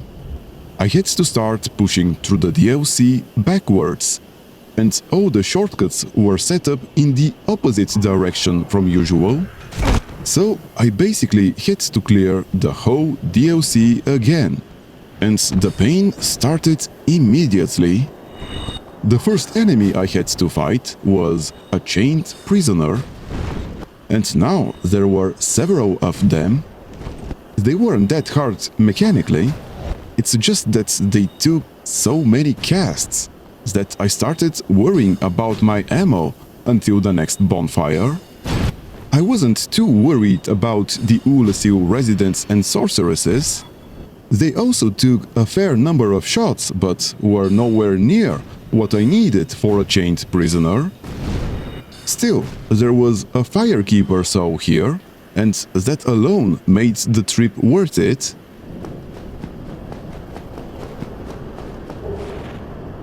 I kept moving through the descended township until I reached this shortcut, which, like I said, wasn't active.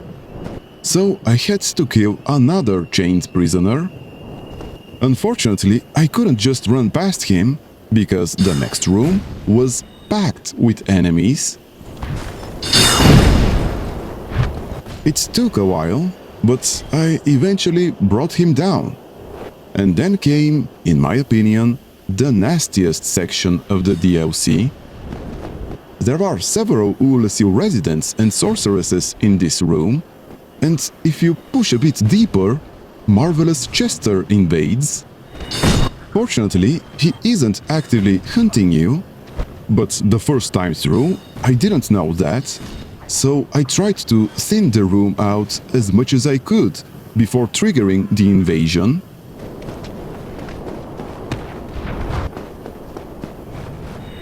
After a bit of work, I managed to kill one of the sorceresses. Then Chester invaded, and I was getting sniped by the sorceress upstairs. I cleared a couple more residents, ran up the stairs to take out another sorceress, and finally made it over to Chester himself.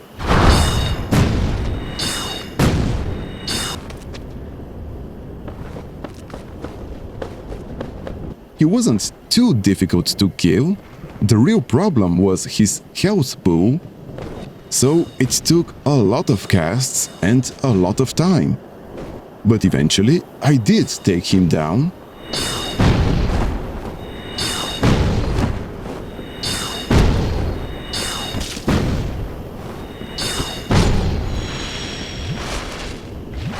He was worth a nice chunk of souls, but he didn't drop anything, not even Estus Flask charges or a humanity.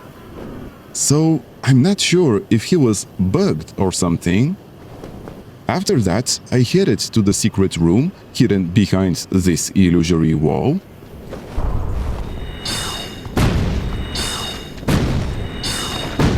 I could even see the chained prisoner inside it clipping through the wall, and I grabbed some twinkling titanite from the chest. I wasn't planning on fighting the chained prisoner. I'd already burned through too many spells. I just wanted to see what was in the other chest, and it turned out to be the Crest Key. So now I had access to go. I was honestly just glad it wasn't a mimic, because that would have costed me a few of my precious remaining casts. Anyway, I dropped into this room, killed the Oolacile resident, and picked up Fire Surge, along with a Soul of a Pyromancer. Then I used the balcony outside and found a crystal lizard there. After that, I dropped back down to the first floor of the cathedral, finished off the resident who'd dropped down, and then used the binoculars plus a soul arrow to knock down the hanging corpse. Inside it, I found the Oolacile Ember, which is basically a large magic ember. I also picked up a soul of a doomed thief. Then I continued ascending the Descended Township. At the exit into the open area, I had to fight another couple of residents, and that was basically the end of the hard part. Once I was outside, I had enough room to fight, and it helped that everything out here was just Oolacile sorceresses and residents, so my magic actually performed pretty well against them.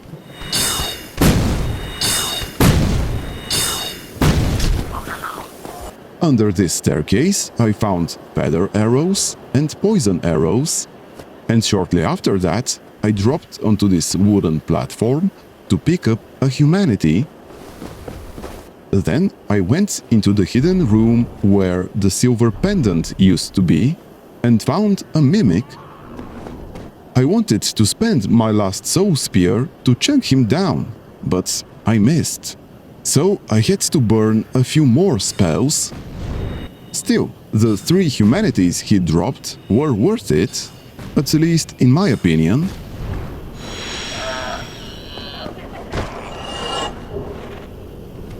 After that, I went into the building next to me, killed a couple of sorceresses, and found a chest with a red titanite chunk and a blue titanite chunk. On a small balcony nearby, I also found a soul of a doomed thief, plus a titanite slab. From there, I pushed toward the entrance of the township and finally reached the shortcut leading back to the Chasm Cell bonfire. Before I could activate it though, I had to deal with a couple more residents. Once it was active, I relaxed a bit, because even if anything went wrong, I wouldn't need to re-clear the entire township again. Eventually, I reached the entrance, but the bonfire there was gone, and there was a boss fog gate instead. I decided to talk to Go first. A visitor, have we? He didn't say anything particularly interesting, but he did offer to sell me Sense Ember, basically the very large ember. I bought it immediately and then headed all the way back to the Chasm Cell bonfire. Whoever the boss was, I wasn't going to beat it with the number of casts I had left. So I also went back to the nursery to refuel my 10 Estus flask charges. I guess I also should have taken that firekeep or so to the fair lady to reinforce my flask, but it didn't really matter. I used the shortcut to get back to the fog gate quickly, and it turned out the boss was the Sanctuary Guardian. The fight wasn't especially hard, but he was pretty resistant to magic, so it took a while. Actually, it took several minutes, but eventually I did manage to kill him.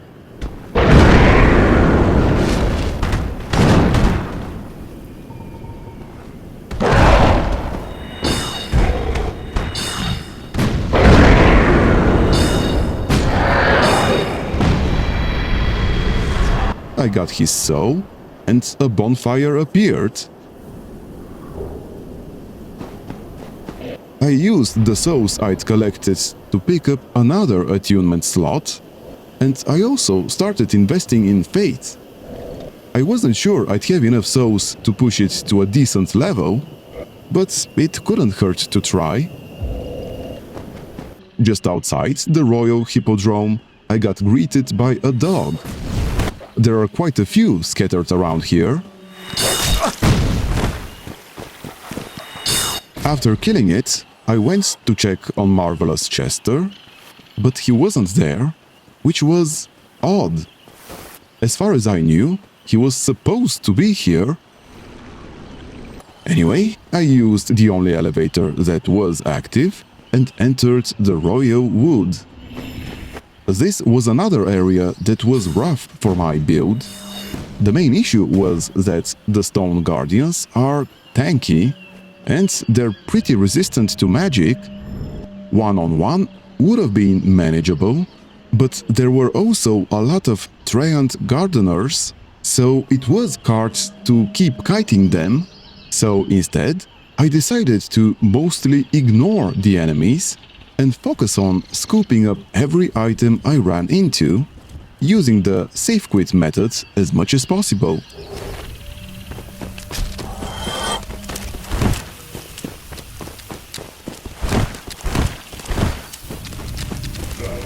Overall, it was a pretty terrible experience, but honestly, the whole DLC felt like that. I definitely shouldn't have come here yet.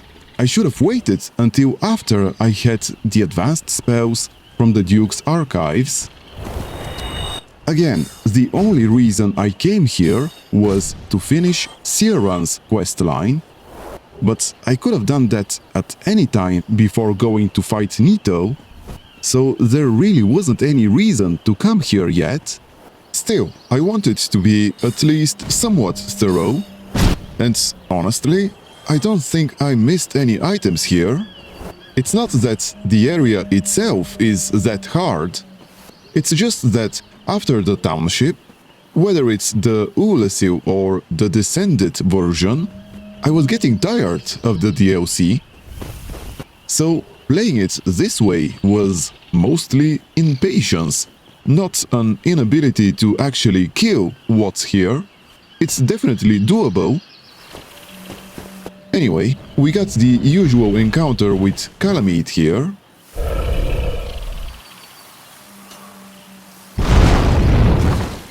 In front of us there is an alluring skull and a crystal lizard, but I held off on the lizard for a moment because there were several Treant gardeners here, plus a couple of stone sentinels. Honestly, I was already sick of this place, so I just wanted to push through to the sanctuary garden as fast as I could. Still, I took the time to kill the crystal lizard and then kept moving. Now, this chest is one of the few things I genuinely think are unfair in this mod. It's a mimic, but because it's sitting in this pond, you can't see the chain. And coming all the way here just to get eaten would have been infuriating. He does drop the Chloranthy ring though.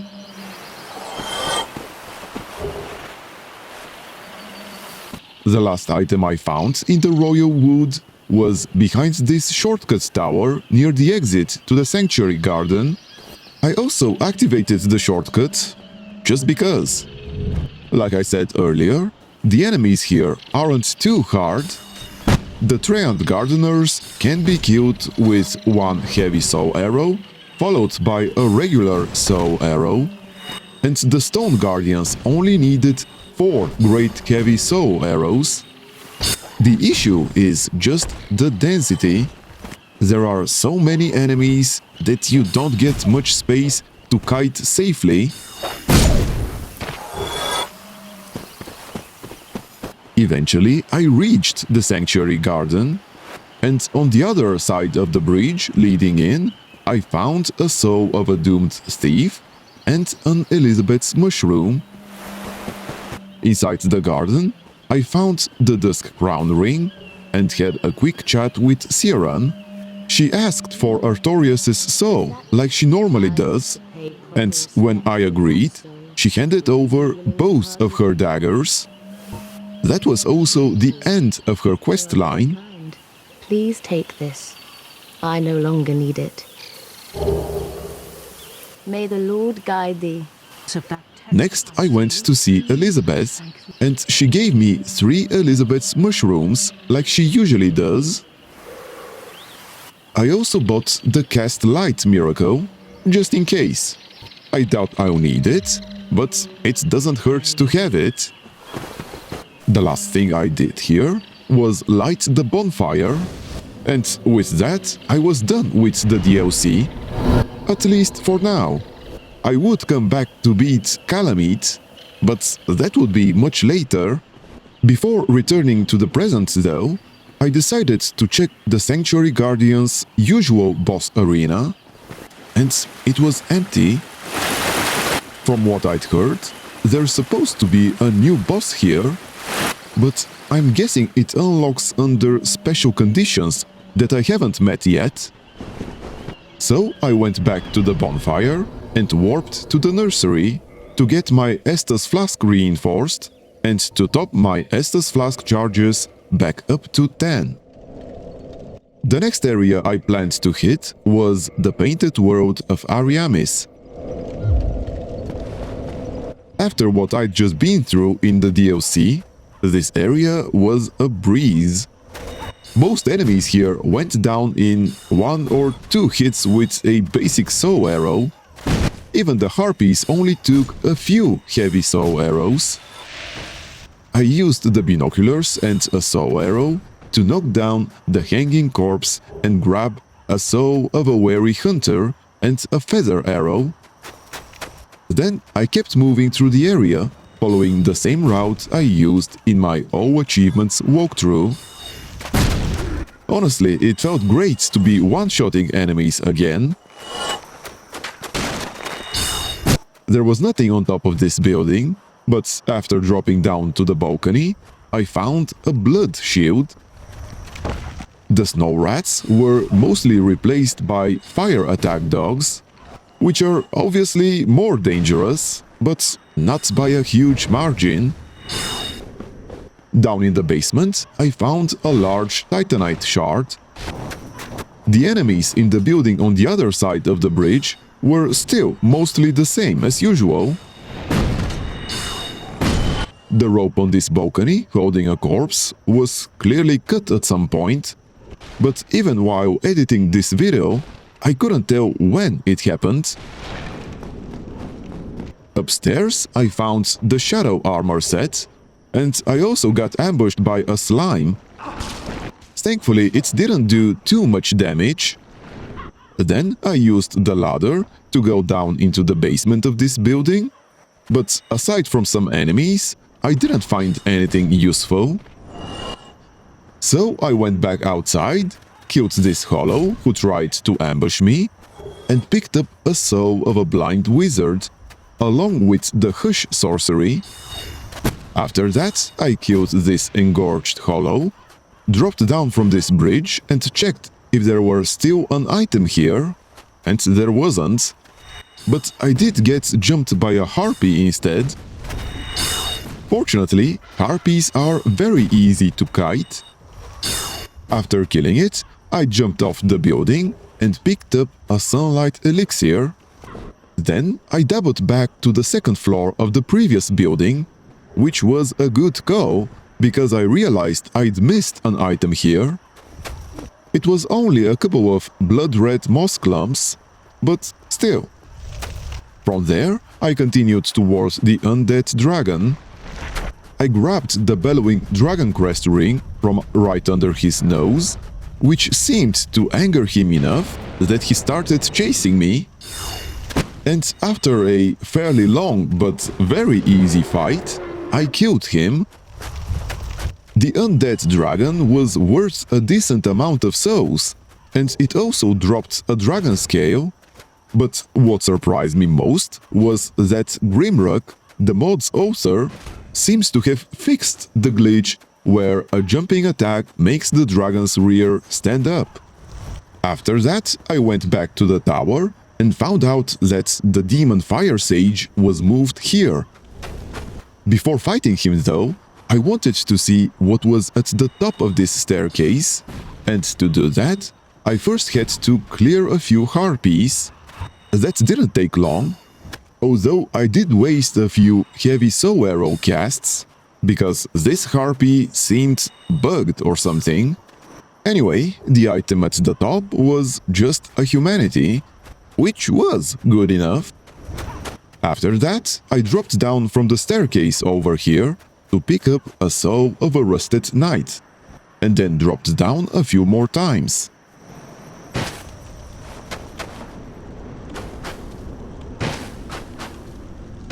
I wanted to see if my spells would reach the demon Fire Sage from here, and they did, which made this fight basically free.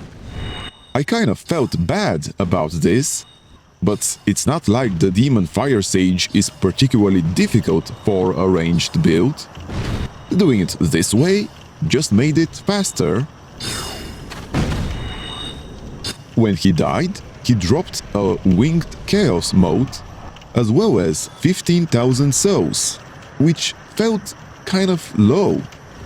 But then again, those were completely free souls, so I guess I didn't really have the right to complain. He also dropped his Demon's Catalyst. The gate leading to Priscilla was still locked, so I guess I'll have to go into the underground to open it. Before doing that though, I grabbed the effigy shield from the corpse that used to hang over that balcony, and then a soul of a pyromancer from here.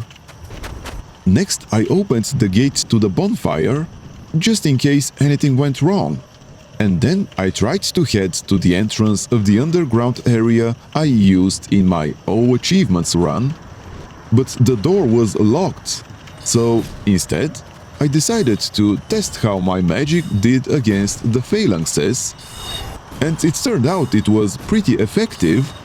The only downside was that I didn't have any AoE sorceries. Still, I decided to clear the courtyard anyway. It was taking a while, but before I even finished, I got attacked by an NPC whose name I honestly don't remember. He was pretty tough, and having to dodge phalanx attacks at the same time made it messy. So I decided to retreat back to the door leading to the bonfire, and that worked out pretty well.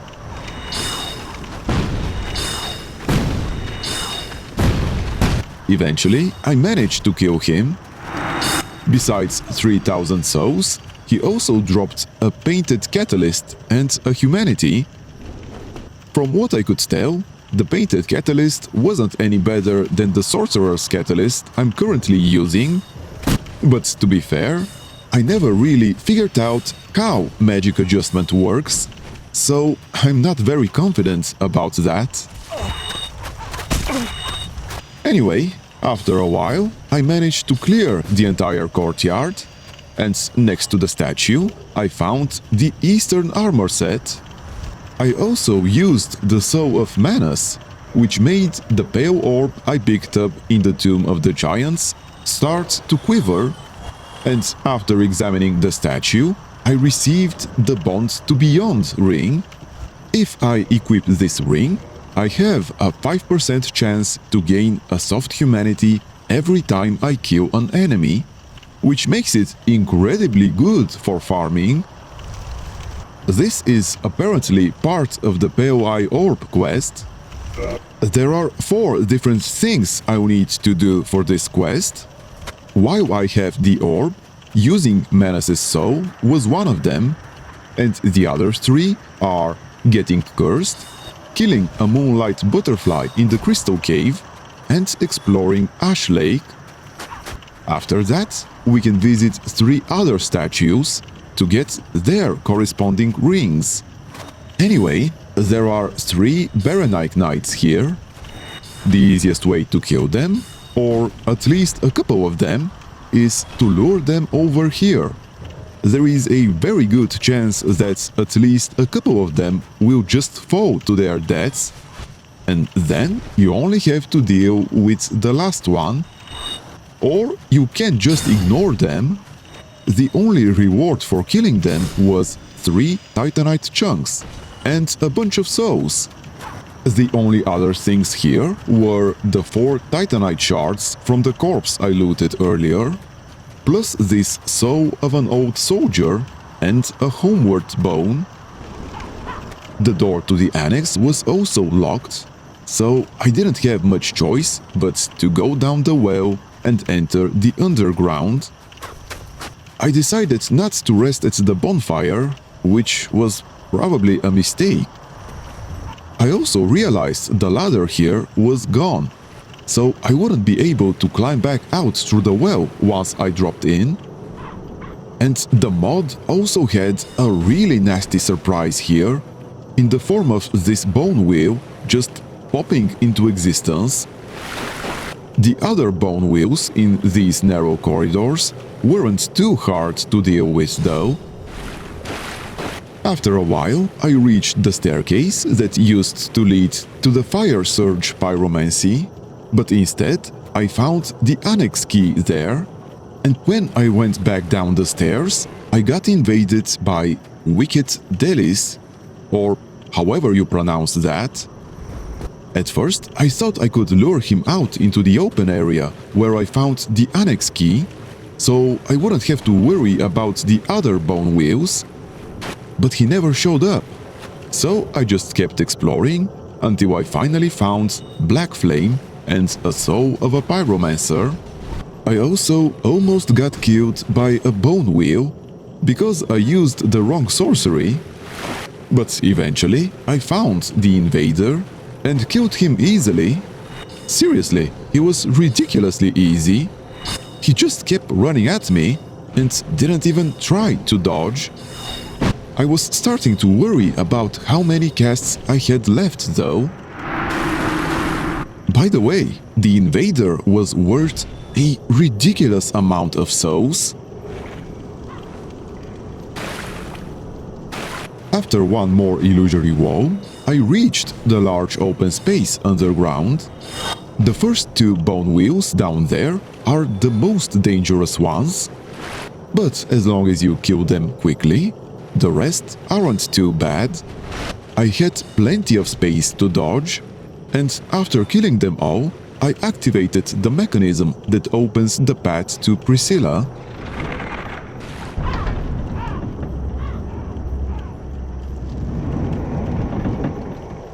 At that point, all I had to do was get out of the underground. I noticed some slimes stuck to the ceiling, so I made sure to be careful around them, and I also found a chest with 3 scarlet blossoms inside. Avoiding the slimes wasn't too hard, and I quickly reached the ladder leading outside. The only thing of interest here was a crest shield, which I picked up after dealing with the hollow ambush.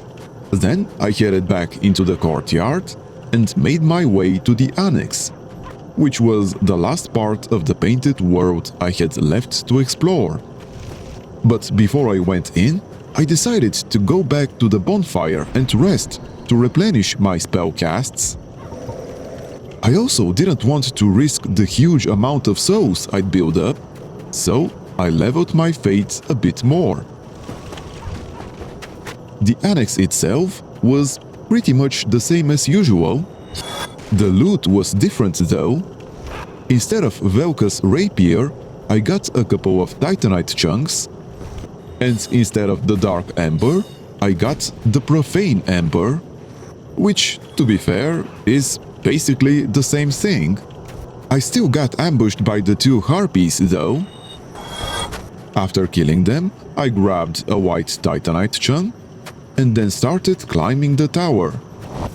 Up here, I found a soul of a doomed thief and a titanite slab. After killing the couple of harpies that jumped me again, I picked up this white titanite chunk, and that was the last item I found in the Annex. So I dropped down, made my way to the bottom of the tower, if you can call it that, and started heading towards Priscilla's boss arena. I did have to kill this harpy first. After that, the bridge was pretty much the same as it used to be. The only real differences were that there was a dog at the start, and a sentinel dropped behind me, which is why I panicked a bit. Killing him wasn't hard, though his shield was a little annoying. But that was the last obstacle between me and Priscilla. Priscilla herself was basically the same as usual, with the only difference being that her tail was already cut off. Of course, since I'd made a pact with Velka, I wasn't allowed to fight her, otherwise the pact would fail, and I wouldn't be able to finish the quest. After jumping off, I got transported to Anor Londo, and now I had to kill all of the painting guardians here, which was actually pretty easy. All it took was a heavy soul arrow, followed by a normal soul arrow, and since all of them were facing away from the painting, it was really easy to clean them up. I also picked up Black Iron Tarkus's equipment. Unfortunately, I still had to go all the way up to the rafters to knock the chandelier down and grab the item from it, but that shouldn't be too bad. Once I finished clearing out the painting guardians, I activated the tower bridge and then headed up towards the rafters. Instead of the 2 gargoyles, Anor Londo was now filled with drakes, which was perfectly fine by me, since they're very easy to kill. I checked to see if the chest was still here, but it wasn't, so I continued towards the rafters. Getting to the chandelier was ridiculously easy. Every now and then, I did get tagged by their throwing knives, but they don't do much damage. I also tried to break the chandelier's chain with spells, but it didn't work, so I just used my shield instead. I noticed a chest on the other side of the statue, so I went over to see what was in it. There was still a painting guardian on these stairs, and when I reached the chest, I found 3 souvenirs of reprisal inside. After that, I left the cathedral and went down into the tomb of Lord Gwyn, where I found a soul of a rusted knight and a magic claymore. I also lit the bonfire there and rested, completely forgetting about the item stuck to the chandelier, which meant that I'd have to kill all of the painting guardians again. I decided to go to the firekeeper's bonfire first. Behind the elevator shaft, I found a chest with twinkling titanite inside. Then I talked to the firekeeper before resting at the bonfire and heading back to the cathedral to pick up the item there. The item turned out to be just a humanity, which was disappointing, to put it mildly.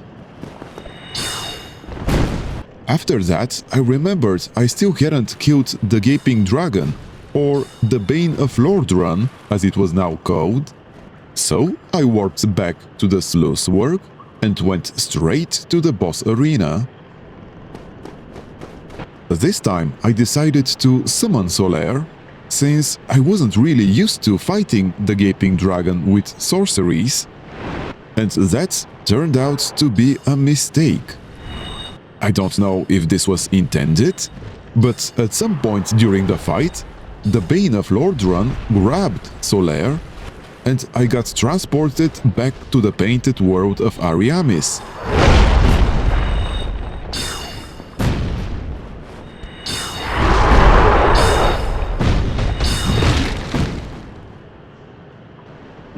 Which honestly wasn't the worst thing, because otherwise I probably wouldn't have picked up the raw winged spear and the fanged boar helm. I'm still not sure what exactly triggered them spawning on the bridge. Anyway, I figured I could just use a homeward bone and return to the sluice work, but unfortunately it didn't work.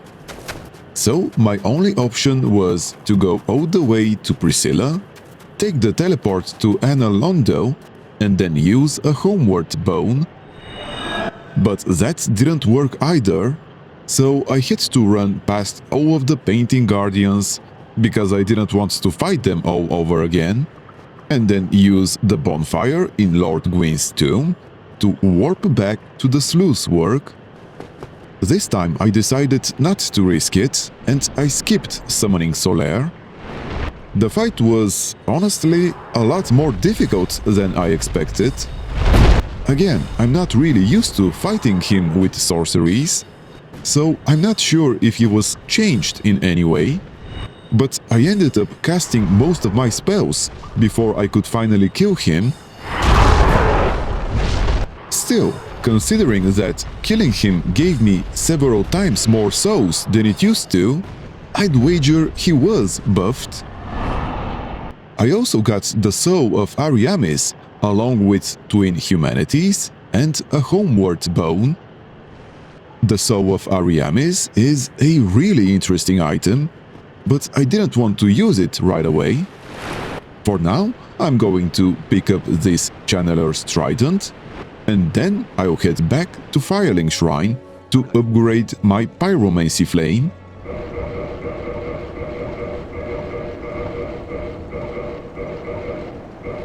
Afterwards, I returned to the nursery just to refill my 10 Estus Flask charges. After that, I went back to Anna Londo to finish exploring it. The city hadn't changed all that much, aside from the flying drakes, of course, and the lack of bat-winged demons. They'd mostly been replaced by silver knights. As a sorcerer, I had a lot of trouble with both the sentinels and the silver knights. I was used to fighting them in melee, and it turned out that, even with sorceries, it still felt best to fight them up close. I couldn't do that without taking some hits, but it was still manageable. I followed the same route as in my previous series, my all achievements walkthrough. After killing the Silver Knight, I went down this path and kept getting shot at by a new Silver Knight archer. I also discovered that Siegmeyer had been moved here, and there was a mimic next to him. Fortunately, the archer couldn't shoot into this spot, so I didn't have to worry about him while I dealt with the mimic. Unfortunately, the mimic didn't drop anything useful. It only had a crystal shield. After picking it up, I went to talk to Siegmeyer. His dialogue was the same as usual for Anna Londo. I assumed I had to kill all of the Silver Knights that were shooting at us. The one over here wasn't particularly hard to kill. Well, I mean, he was, because I was still getting shot at by the other one. But at least I didn't have to figure out how to reach him. The other archer, though, was posted in a tower way off in the distance. My sorceries weren't going to reach him. While I was thinking about that, I checked the item that's usually found to the left.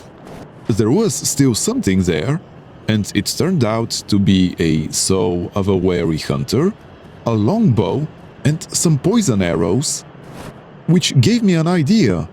Luckily, I had enough dexterity to actually wield the longbow, and with poison arrows, I didn't have to worry about running out of ammo before I killed the archer. All that was left was finding a good angle to shoot him from, and this tower over here gave me enough cover to do it. For a bit, I wasn't sure if my arrows were even connecting, but eventually he got poisoned, and it turned out his HP was a lot lower than a normal Silver Knight's.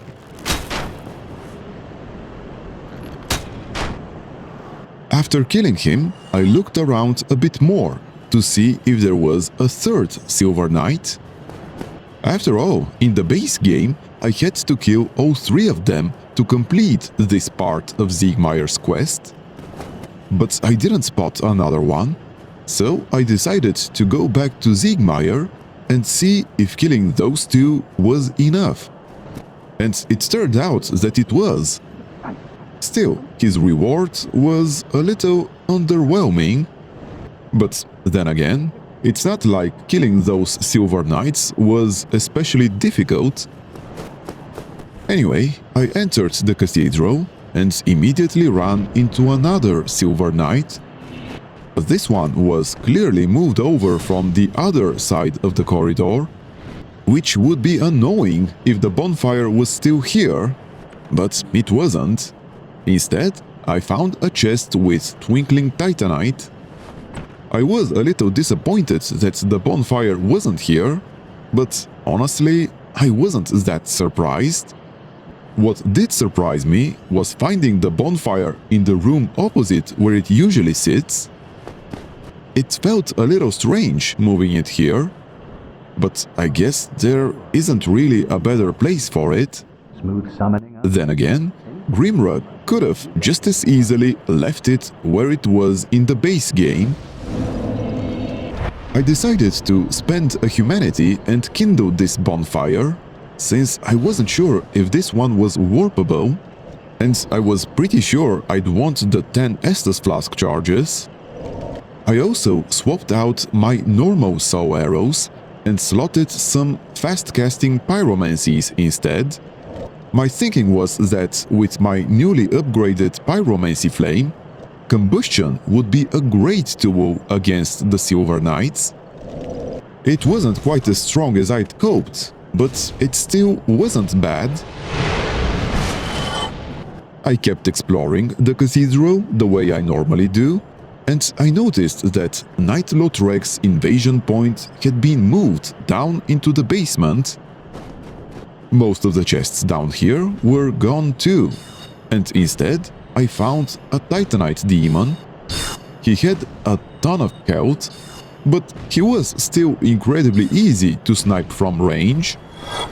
He also dropped a lot of souls and a couple of ensouled Titanites.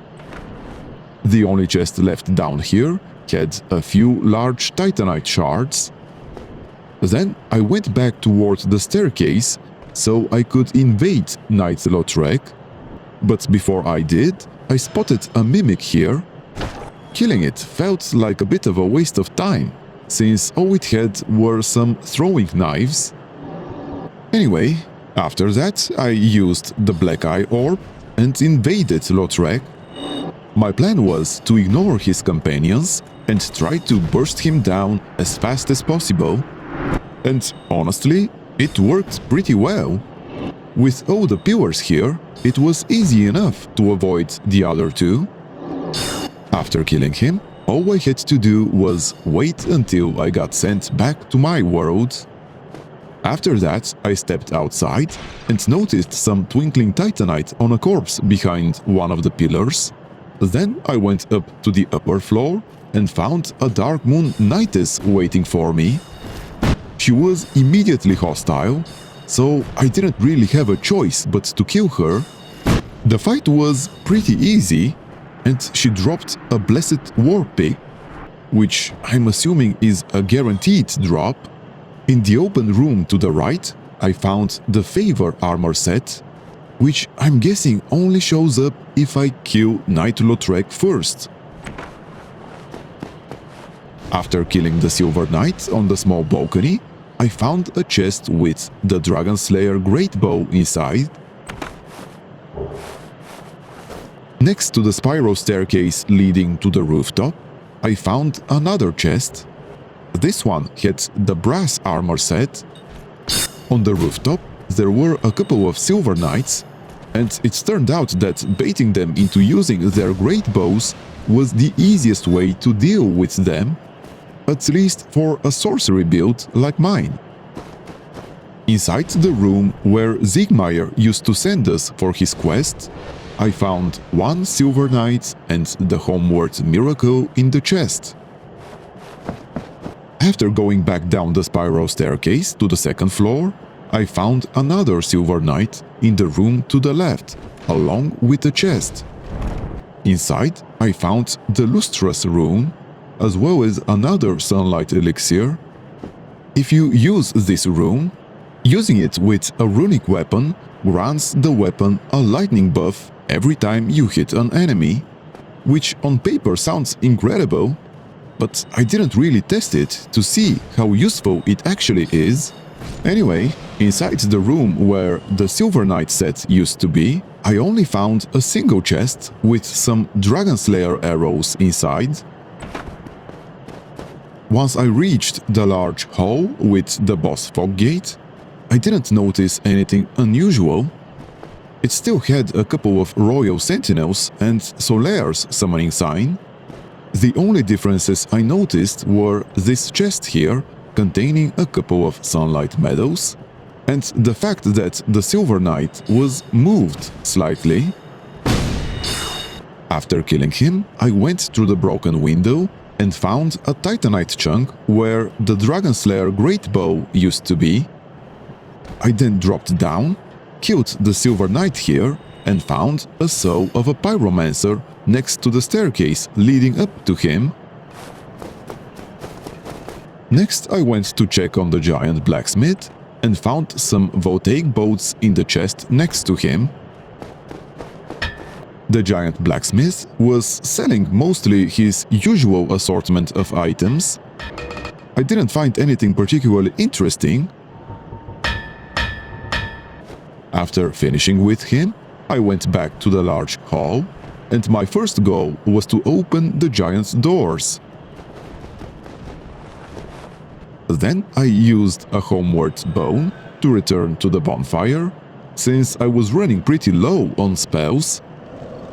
After resting there, I returned to the large hall and killed the Royal Sentinels.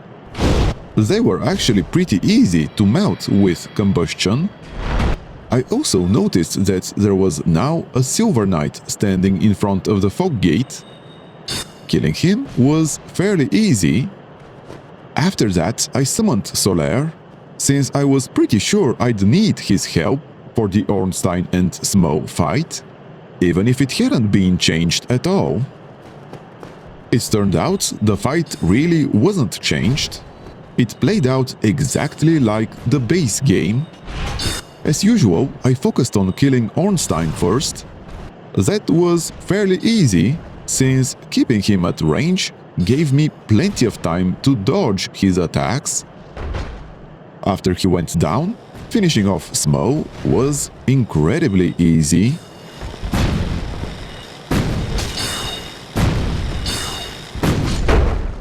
At the end of the fight, I got a lot of souls, plus a sunlight medal, since Solaire managed to survive.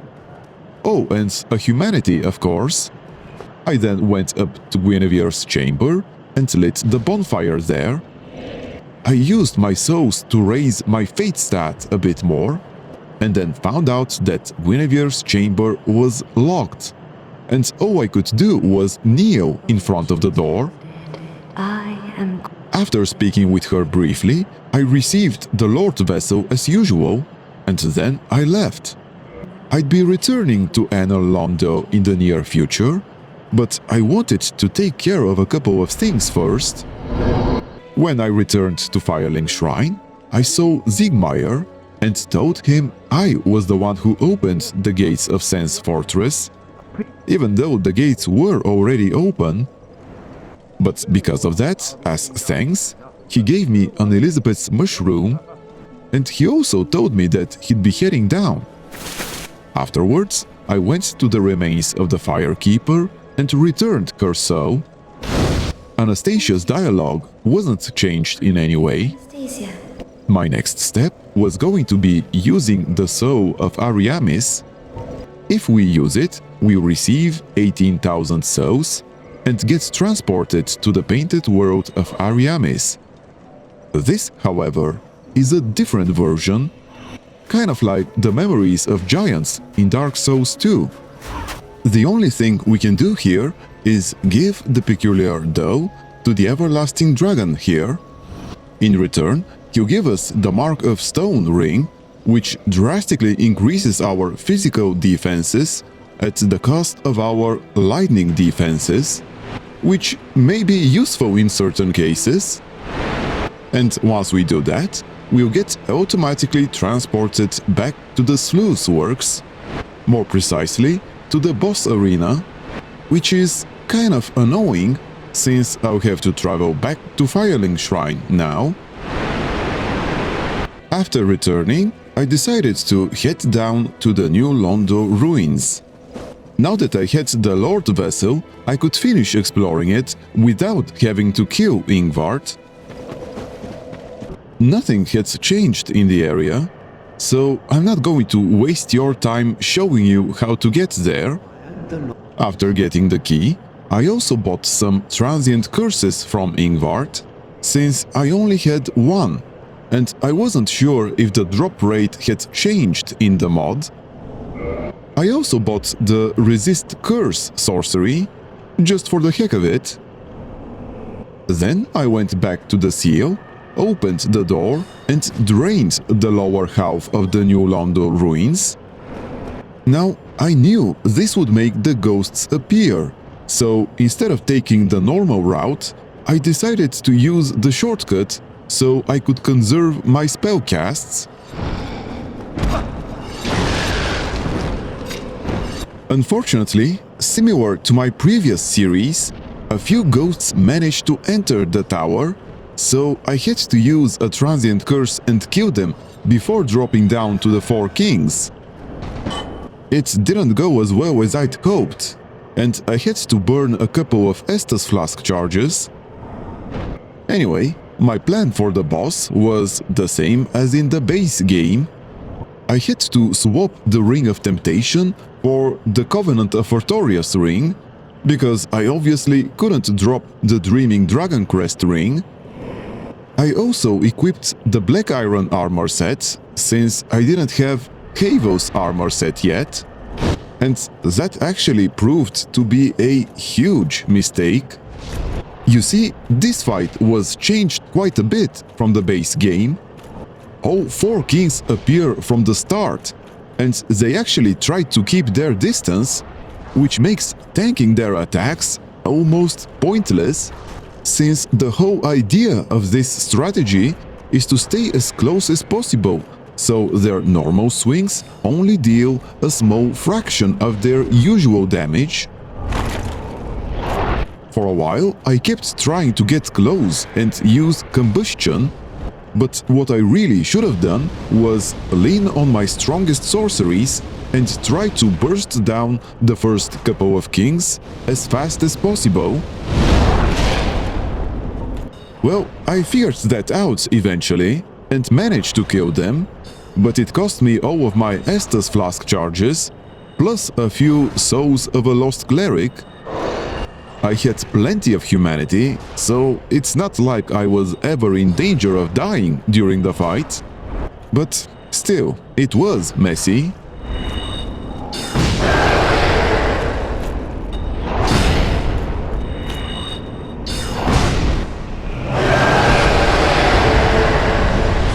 After the fight, I talked with Kaz, but this time I refused his offer. I wasn't sure if it worked like in the base game, and I didn't want to lock myself out of Fram's services. Nonsense. You'd rather be a...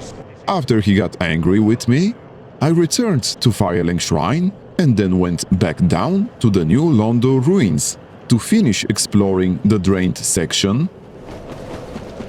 It turned out that draining New Londo changed quite a few things down here, and some new items appeared.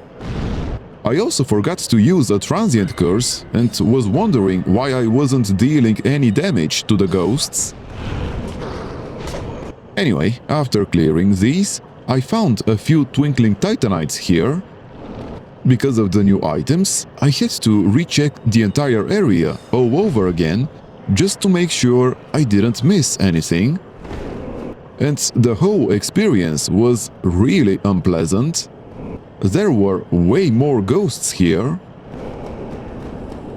The next item I found was over here, and I had to deal with a huge ghost ambush just to get to it. And it turned out the item was just 5 green titanite shards, which was hardly worth the trouble in my opinion. The last item I found in the upper part of New Londo was several ensouled titanites, and the banshee guarding them also dropped the ghost blade. I think this is a guaranteed drop, but I'm not really sure. Next I used the elevator closest to the seal to get down into the lower area. That part of the ruins was much easier to push through.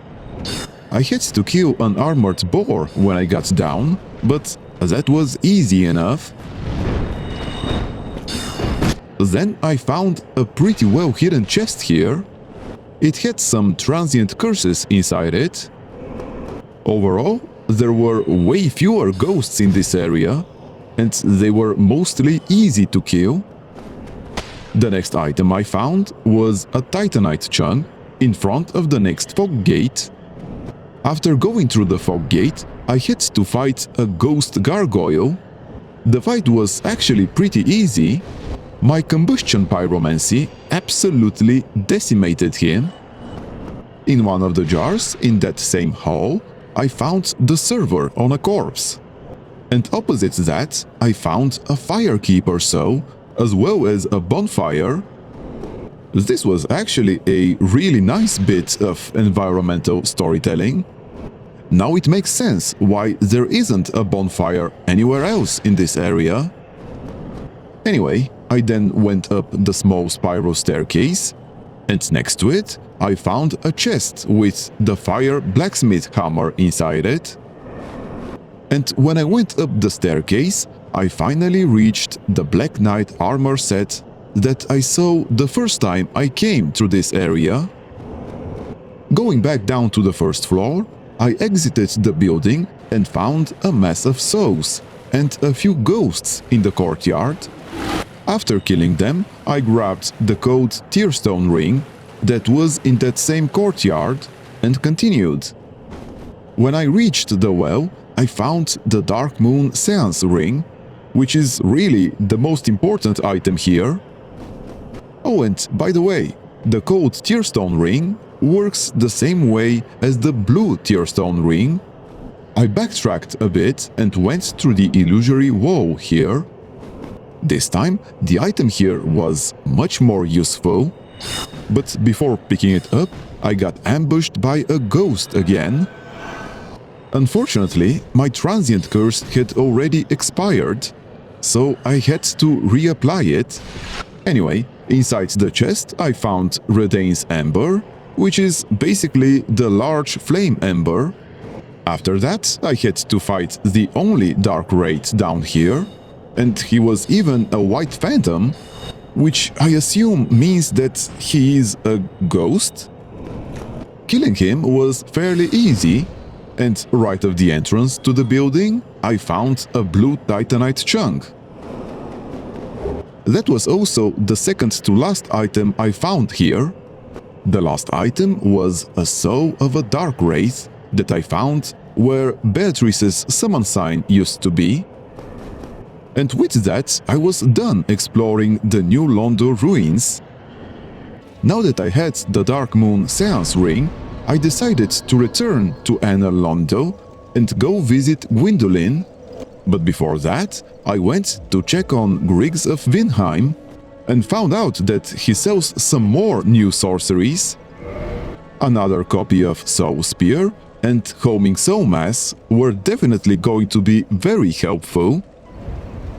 I also checked how many Souvenirs of Reprisal I had, and it turned out I only needed 4 more to upgrade my Dark Moon Covenant rank to +1. So, before returning to Anor Londo, I decided to go back to the painted world of Ariamis and farm the 4 I needed. I also upgraded my Estus Flask to +4, using the Firekeeper soul I found in New Londo. To be honest, I was hoping the rewards for upgrading your Covenant rank were changed to something more interesting. However, that wasn't the case, and I still only got the Dark Moon Blade Miracle and the Dark Moon Catalyst.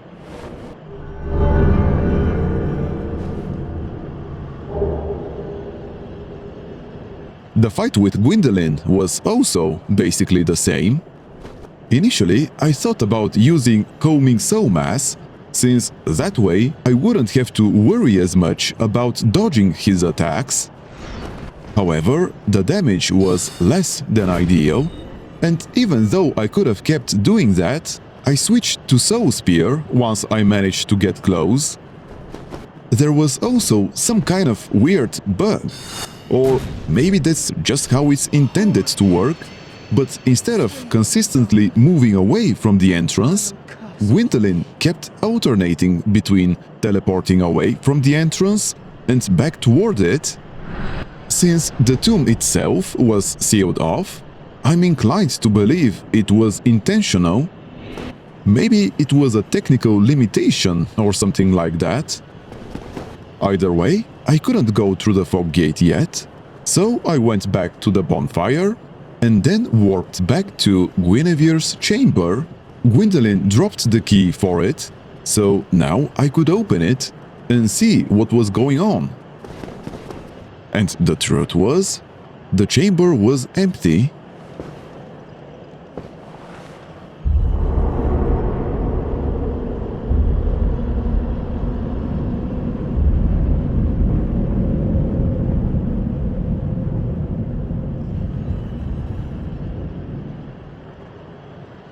After discovering that Guinevere was just an illusion created by Gwyndolin, the world went dark, and my ability to warp between bonfires was sealed.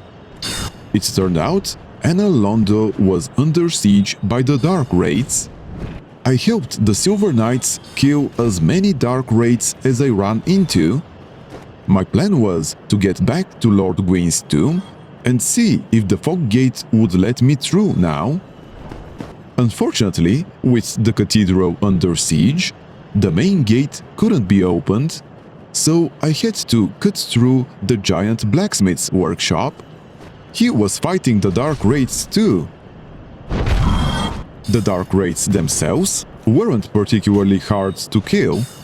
I just tried to stay right at the edge of their attack range, so that they wouldn't turtle behind their shields. Eventually, I made it back to Gwyndolin's boss arena and found another Dark Wraith waiting for me. This one was a bit tougher than the rest, and when I killed it, it dropped the Forsaken Key, which opens one of the cells in the Undead Asylum. So that's something I'd need to check later. Anyway, my assumption was right, and I could go through the fog gate this time. On the other side was a completely new boss fight. Abyssal Prince Jeriel seemed fairly resistant to my spells, or maybe he just had a ton of health. Either way, it took a while to bring him down, and his hits were pretty heavy. I wouldn't call the fight especially hard, it just took a while to grind him down.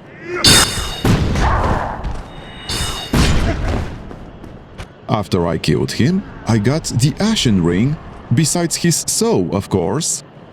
And this ring kicked off a new quest. To unlock its power, I now had to go find 4 Black Knights. Also, now that the Anor Londo siege event was over, certain bosses returned as Black Phantoms, basically much stronger versions than their original fights. So I decided that before I continued with the main progression, I wanted to wrap up the Ashen Ring questline and the Black Phantom refights. But before that, since I killed Gwendolyn, I went to the Anor Londo Firekeeper.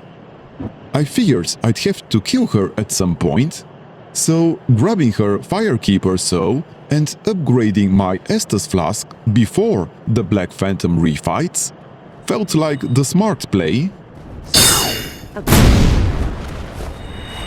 Homing Soul Mass made the fight trivial.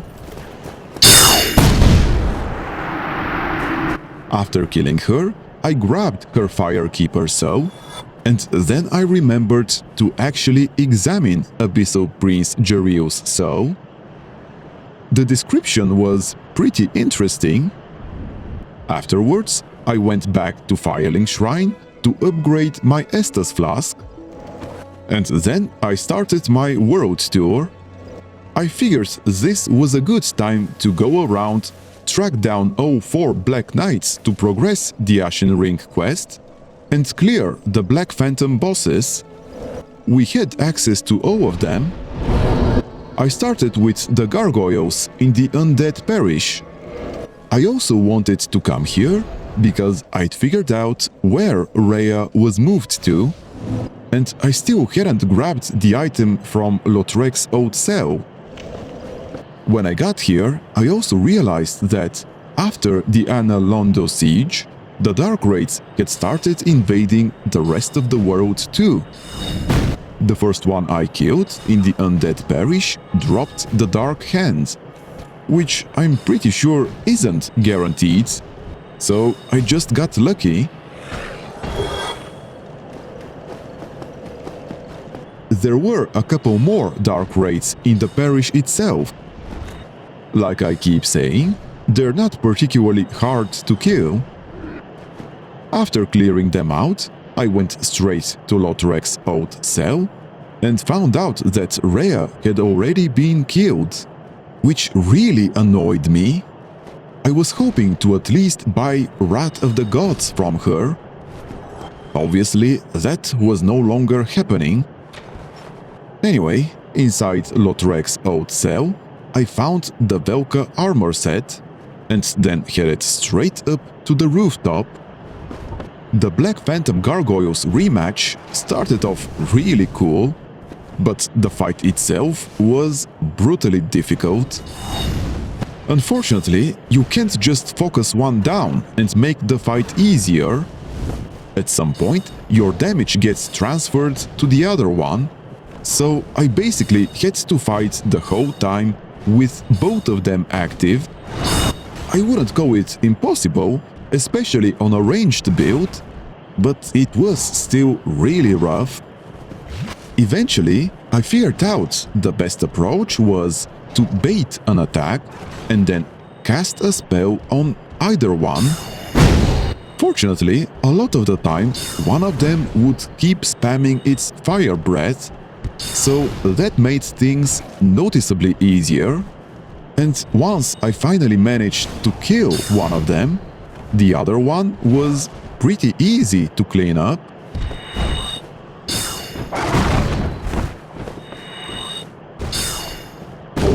They dropped a couple of Eyes of Death and a Geminate Vestige, which, as far as I could tell, it's best used for a Snuggly trade, since he'll give you a white Titanite slab for it.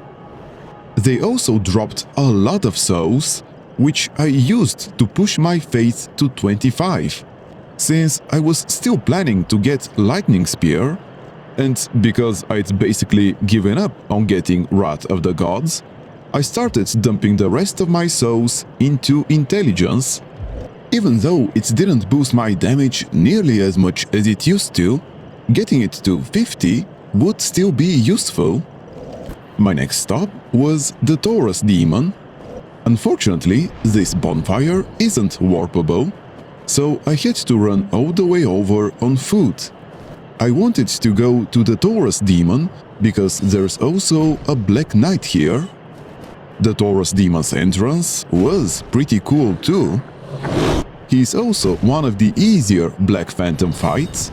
He hits like a truck, but otherwise, he's pretty straightforward.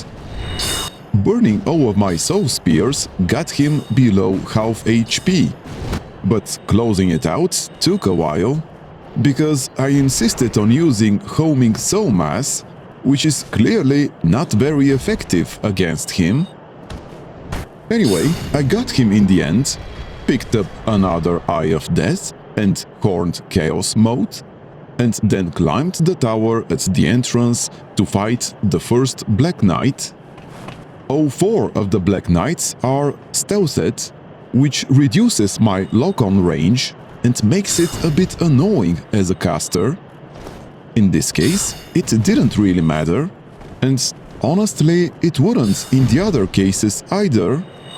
It's not like they're hard to kill.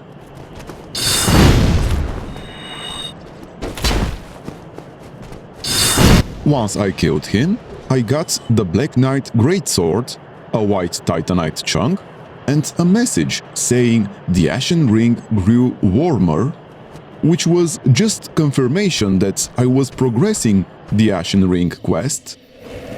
My next stop was Moonlight Grove. There is a Black Phantom version of the Moonlight Butterfly as well. And this one is actually easier than the regular boss, since it's just the butterfly we need to kill. Yes, she hits hard, but on a ranged build, it's just a matter of time.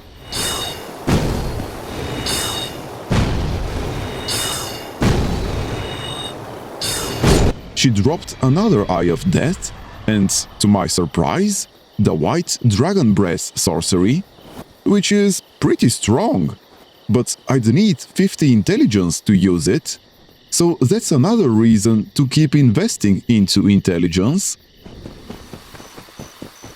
Then I went for the Black Knight in Darkroot Garden, since I was already nearby, and while I was searching, I found an item I initially thought I'd missed the first time I was here.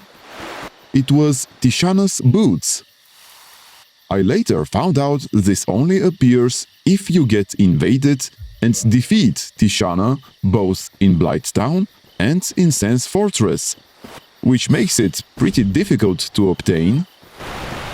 Anyway, The Black Knight is near where the Eastern Armor set used to be. After killing him, I got his weapon, a red Titanite chunk, and another message that the Ashen Ring grew warmer. Next, I went back to the Undead Parish bonfire, leveled a bit more intelligence, and then headed into Sans Fortress. The next Black Knight is where the Gate Giant used to be. Now that I think about it though, I'm curious what would have happened if I hadn't killed the Gate Giant already. Would both of them be here? Or is killing the Gate Giant a prerequisite to spawning the Black Knight? Either way, once I killed him, I got his weapon, a blue Titanite chunk, and another message. After that, I decided to finish the Ashen Ring quest and return to the Asylum, where the last Black Knight is. But right in front of the elevator, I ran into another Dark Wraith, and there was another one near the prison cells in the Asylum, which reminded me about the Forsaken Key I got from the Dark Wraith outside Prince Jariel's Fog Gate. Inside the Abyssal Princess cell, I found the Pursuer sorcery. I found the last Black Knight near the small balcony you can use to plunge the Asylum demon. Killing him got me the Black Knight sword, shield, a Titanite chunk, and a message saying the Ashen Ring burned hot, which meant I was done with this stage of the Ashen Ring quest. To actually complete it, I'd need to finish the game. Next, I went back to the Undead Parish bonfire, because I remembered there was another refight in the basement of the tower. This is the only one of the new bosses that has a Black Phantom version. The fight is basically the same as the normal version, except the boss has more HP and hits harder, but it still looks like he's... well, I don't want to call it bugged, but it definitely looks like it. Either way, the fight is fairly easy, and it didn't take long to finish him off. My reward was another Eye of Death and 5 Ensouled Titanites.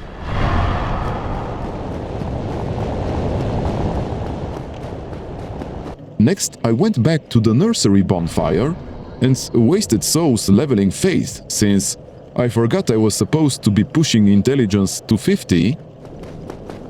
The next Black Phantom boss I wanted to fight was Quelag. Again, the main differences here were just how much damage she dealt and how much HP she had. She also felt noticeably more aggressive, but beyond that, the mechanics didn't really change.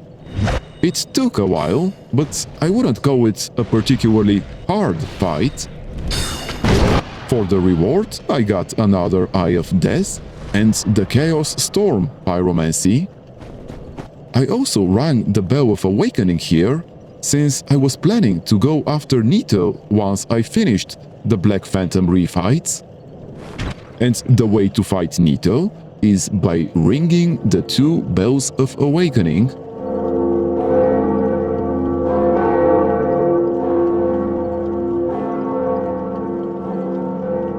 Then I went back to the nursery bonfire, and this time leveled intelligence instead. The final Black Phantom refight was going to be Ornstein and Small. And I just want to say up front, this fight is completely unfair.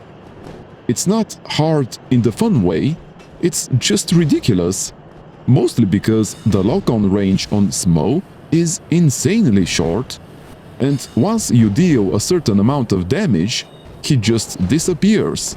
And then after a while, he'll suddenly reappear out of nowhere and swing at you. To be fair, the reappearing part isn't actually the worst thing in the world. If anything, it can even be easier, since you get some windows where you're basically fighting Ornstein one-on-one. But it still feels really unfair, and that's as a ranged character. I can't even imagine how miserable this would be in melee.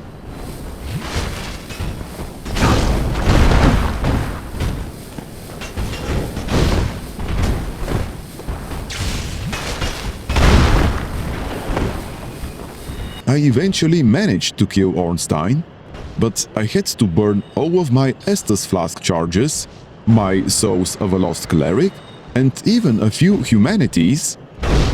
Smough alone was a lot easier, and thankfully I still had plenty of sorceries left, but he still kept disappearing and reappearing. Eventually I found a rhythm and kept baiting his butt slam and his overhead slam, because those gave me a clean window to cast my spells. Another nice thing was that his giant hammer didn't block my spells, so I didn't even need to lock on to land my hits. Anyway, after a very long fight, I finally won and got another Eye of Death, plus the Escape Death miracle. With that, the last Black Phantom refight was done. I kept pumping intelligence and then went back to the Undead Parish to ring the second Bell of Awakening. I also visited Ingbart and bought a Purging Stone for when I get cursed by Seath.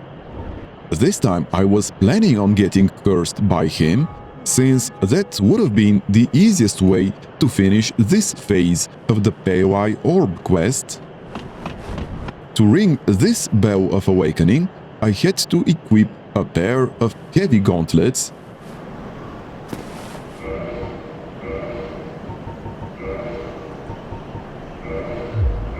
Ringing both Bells of Awakening triggered the cutscene of Nito rising from his sarcophagus.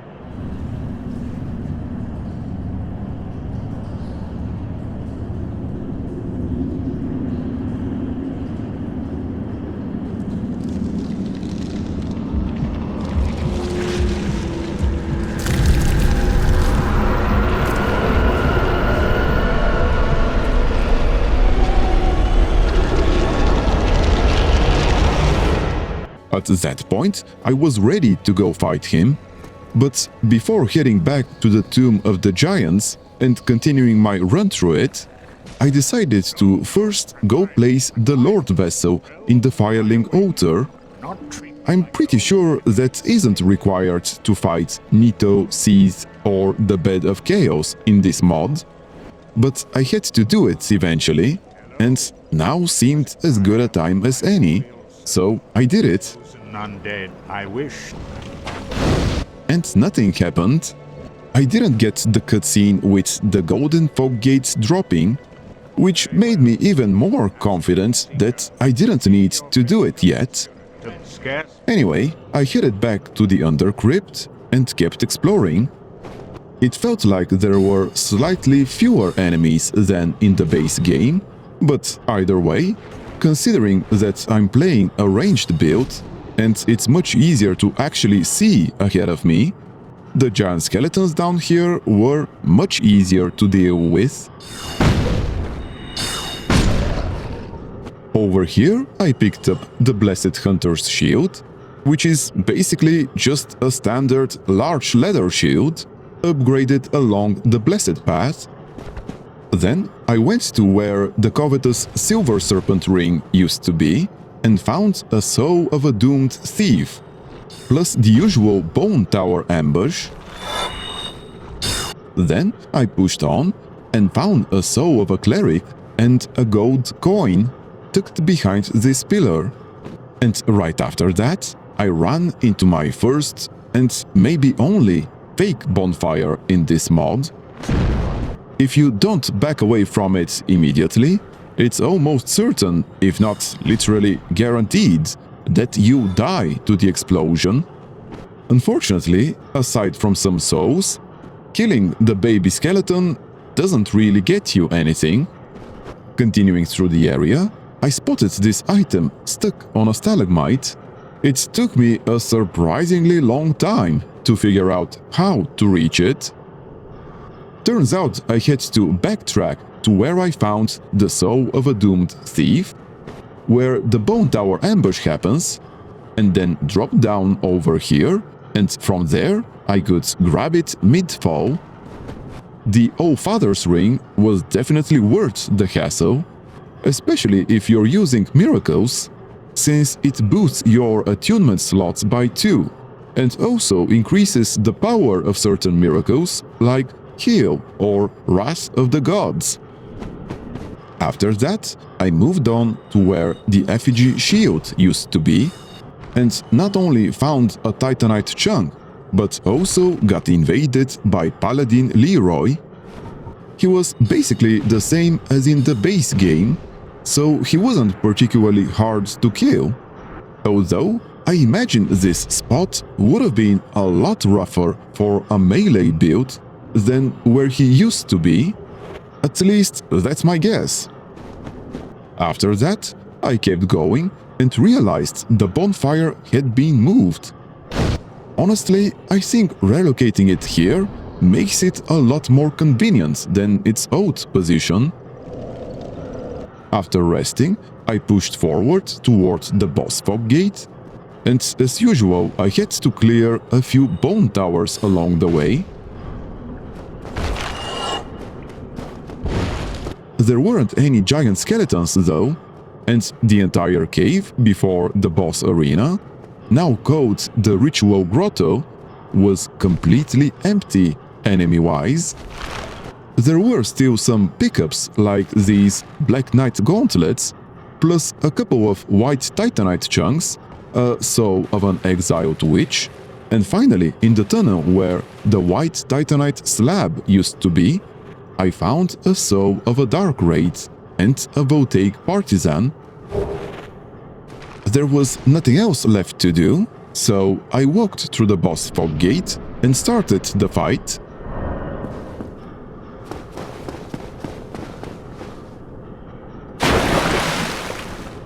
This time, Nito was alone.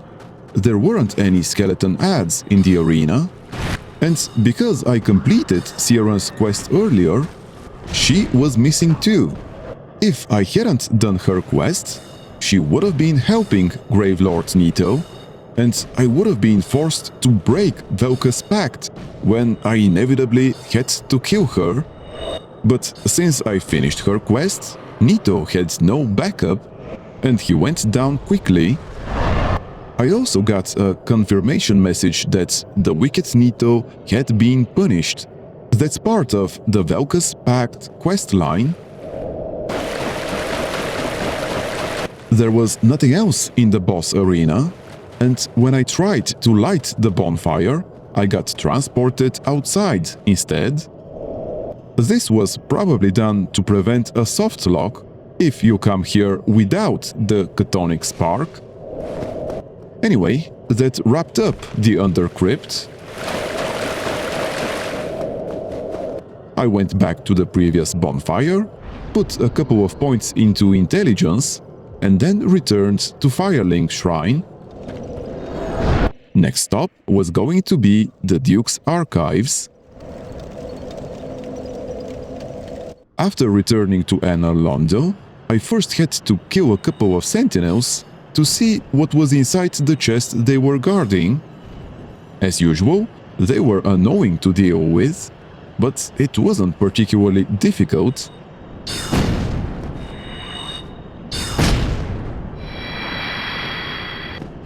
The chest had the magic weapon sorcery, which was completely useless for me. Anyway, there were Batwing demons guarding the entrance to the Duke's Archives, but fortunately they were busy fighting a dark wraith, so killing them wasn't hard.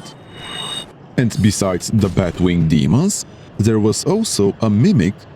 It was hard to spot because its chain was hidden behind that stone on the ground.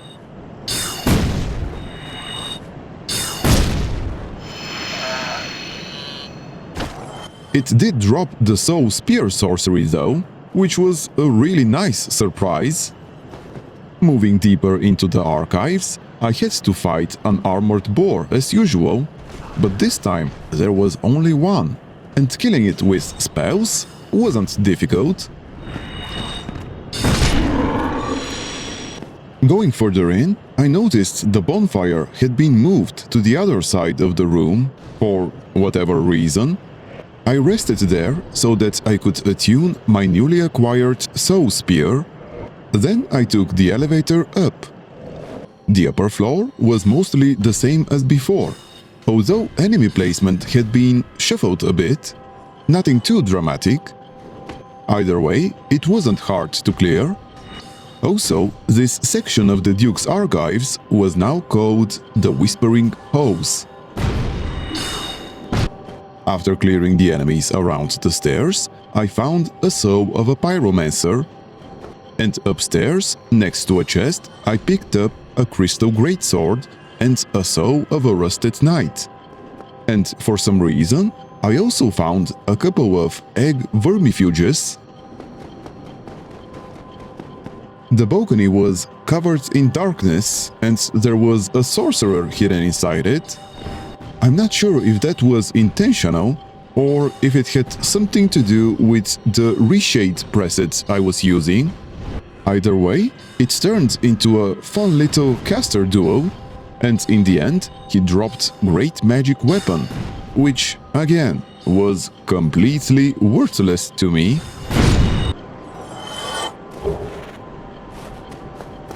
There wasn't anything else to do up here, so I took the elevator up to the boss arena. It was time to fight Sith. Before going in, I equipped the Crossbred Dagger, because I knew I'd have to use it at some point. I just didn't know when. I also swapped the Ring of Temptation for the Ring of Sacrifice, since this was still a scripted death. I was also hoping Sith would curse me, just so I could knock out this part of the POI Orb quest, but unfortunately, his curse buildup just wasn't strong enough to actually afflict me with the curse. So that didn't happen. Anyway, after the death, I got transported to the Archive Tower as usual. Of course, I re-equipped my Ring of Temptation, lit the bonfire, and then pushed my intelligence to 50, which finally let me use White Dragon Breath. This was actually going to be my first time using it ever. But before I even got a chance to test it, I got my first real scare in the mod.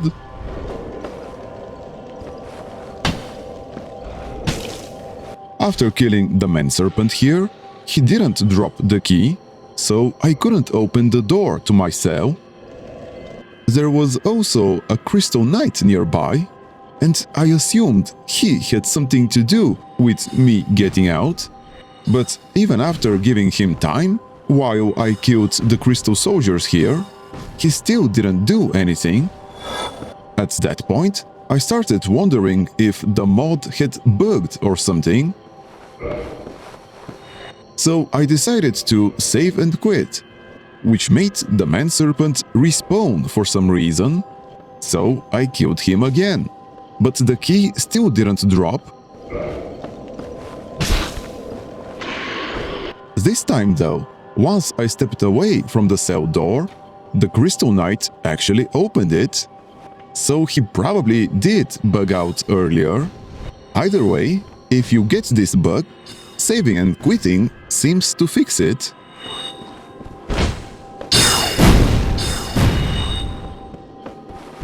Once I killed the Crystal Knight, I got the keys I normally get from the Man Serpent, so crisis averted. The rest of the Archive Tower was largely the same. I routed it the same way I usually do, and from the top cell I picked up a Soul of a Doomed Thief and some Moonlight Arrows. I also noticed that the Pisakas can leap a pretty long distance before they grab you, and I'm not sure that's something they did in the base game. And on top of that, I found Havel locked up in one of the cells. Shortly after that, in the cell with some chaos bugs, I found the Thief armor set. I also tried white dragon bread on the Pisakas here, and it turned out to be ridiculously effective. Down at the bottom of the tower, I cleared a few more Pisakas, which wasn't an issue. The real problem was the Serpent Mage, who kept chucking lightning spears at me. After dealing with him, I killed the last two Pisakas in front of the giant cell. As usual, they dropped Soothing Sunlight and Bountiful Sunlight miracles. Then I had a quick chat with Logan, but he didn't say anything new. Once again, the archives. The thought offends. After his usual dialogue, I went up the ladder, killed the man serpents here, and finally shut off the alarm. On the small balcony overlooking the giant cell, I found a mimic, and after killing it, it dropped the archive tower entrance key. After that, I went back down to the gear wheels at the bottom of the tower and found the lost cell key. This opens Havel's cell, and it's required to finish his quest line. His quest is actually pretty straightforward. All we have to do is escort him to the entrance of the archive tower, and once he reaches the ladder, we need to climb up and open the giant's door. After that, he climbs the ladder and then homeward bones out of here. The first step for his quest line was either getting Priscilla's soul or the Crossbred Dagger.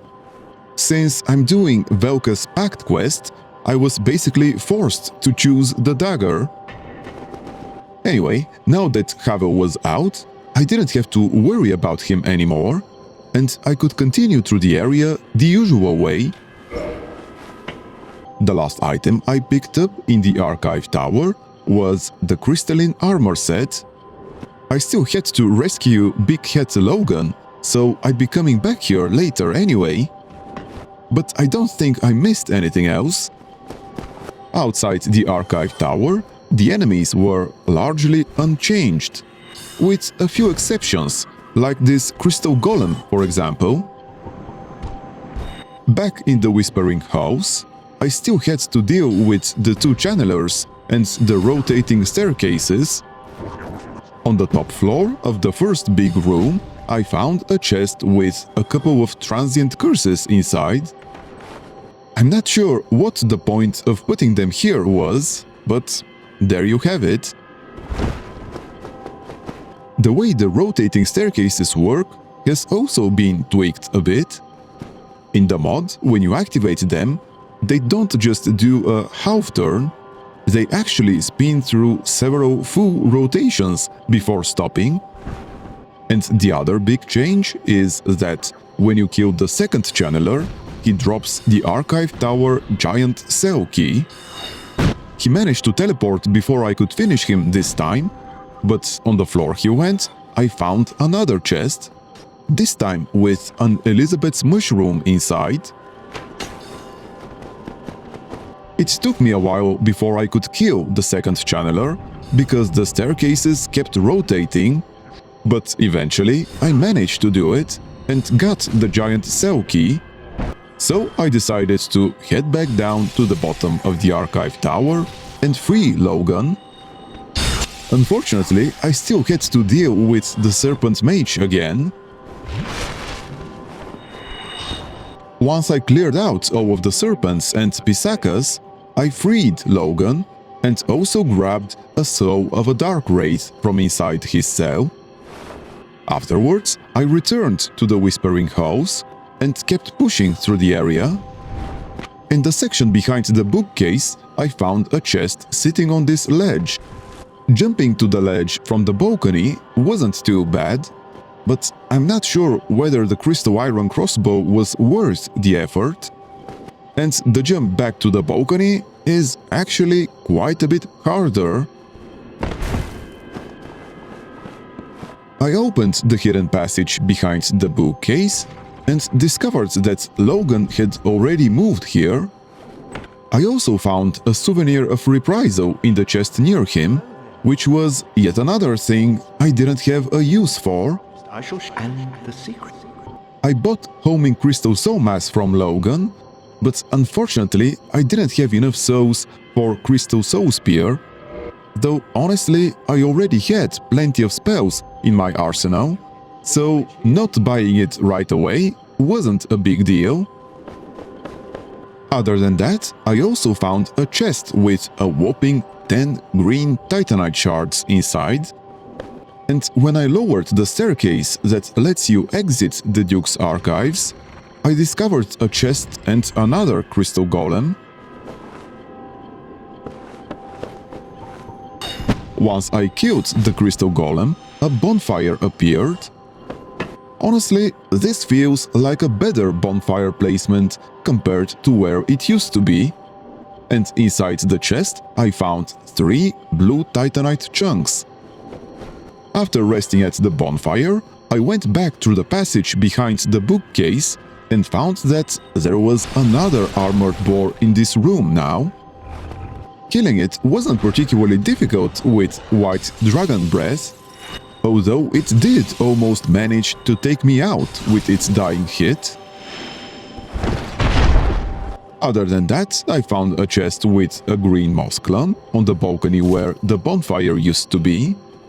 And the last thing I had to do here was grab the chest on top of the bookcase, which was moved into this room. Getting to it worked the same way as before. I just had to drop off the rotating staircase at the right moment. It's still very possible to die if you misjudge the drop, so be careful. But it's absolutely worth going for it, because you get a soul of a blind wizard and the pale white rune. This rune, when used with a runic weapon, gives you the same buff as having the bellowing Dragoncrest ring equipped. Namely, you get 20% increased damage for your sorceries and pyromancies whenever you hit an enemy, with the runic weapon I mean. As far as I know, that was the last item I could collect in the Duke's archives. So I rested at the bonfire again and headed out to the Crystal Forest. There wasn't anything particularly interesting in the Crystal Forest. There were still crystal golems here, and like I've come to expect from this mod, all of them were invisible. Other than that, I also found the Maiden armor set here, and I also had to fight a random armored boar for some reason, and I still couldn't figure out how to properly dodge his charge. There was also a crystal lizard here, which wasn't particularly hard to kill. Oh, and I also found a blue Titanite chunk on a corpse near the entrance to the Crystal Cave. Inside the Crystal Cave, I ran into the usual crystal golems and moonlight butterflies. But there was also a giant clam here, which I thought was kind of strange, since I couldn't figure out what the point of that change was. Anyway, I killed one of the moonlight butterflies, since that was one of the requirements for the Pale Eye Orb quest.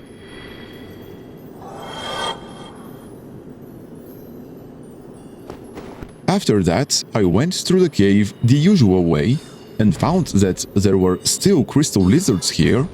I didn't bother trying to kill all of them though. I did find the Crystal Ember where the blue Titanite slab used to be. Afterwards, I kept moving through the area and found a crystal pickaxe and another giant clam.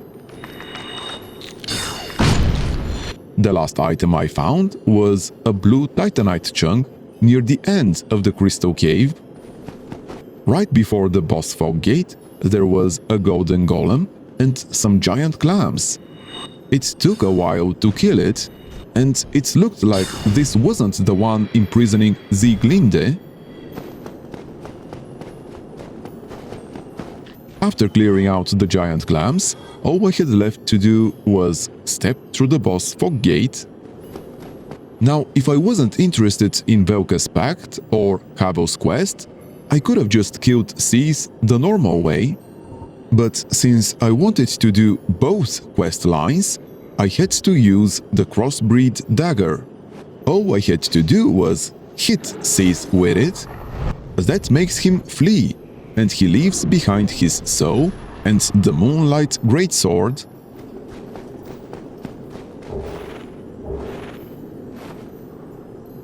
After resting at the bonfire, I also destroyed Sea's crystal. I don't think that was necessary, but I did it anyway, just to be safe. At this point, the mod doesn't really tell you what to do next, so I decided to head back to Logan and buy Crystal Soul Spear. That had nothing to do with the quests, but after burning some of my itemized souls, I had enough to pick it up, so I figured I'd do it now.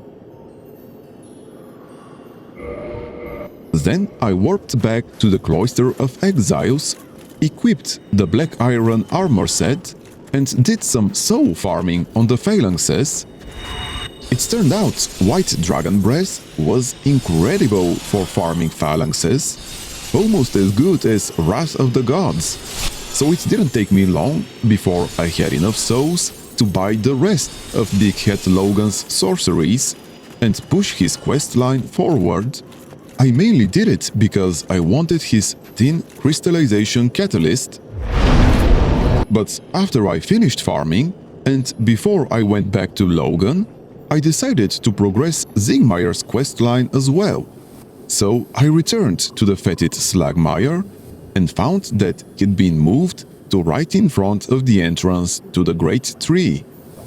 He only asked for a single purple moss clump, and as thanks, he gave me a blood red moss clump and a green moss clump. After that, I returned to the Whispering Halls and bought the rest of Big Head Logan's sorceries. And then, just like in the base game, he went mad. Stay clear, curses. After that, I went back to the room where Seath killed me, but he wasn't there. Instead, I found a mimic, and it was a really tanky one. When I killed it, it dropped the symbol of avarice, and upstairs in that same room, I also found a chest with a blue titanite slab inside, and a corpse with a single humanity. I was stumped about where Logan could possibly be, so I went back to the last place I saw him, and he was gone, as he should be. In his place, I found a chest with his armor set and catalyst, and since Logan's catalyst was still stronger than my current one, I started using it. And since I couldn't think of anything else, I decided to go back to the Crystal Cave and check again. And sure enough, there he was. Killing him wasn't particularly difficult, although there were a couple of close calls. But in the end, I took him down, and besides the Tin Crystallization Catalyst and his big head, I also got another copy of White Dragon Breath. With that, I was done with the Duke's archives, at least for a while. So I returned to Firelink Shrine and decided to adjust a few things. Since the Tin Crystallization Catalyst housed the uses of my sorceries, I equipped the Dusk Crown Ring, which doubles the uses of my sorceries, at the cost of a pretty significant reduction to my HP.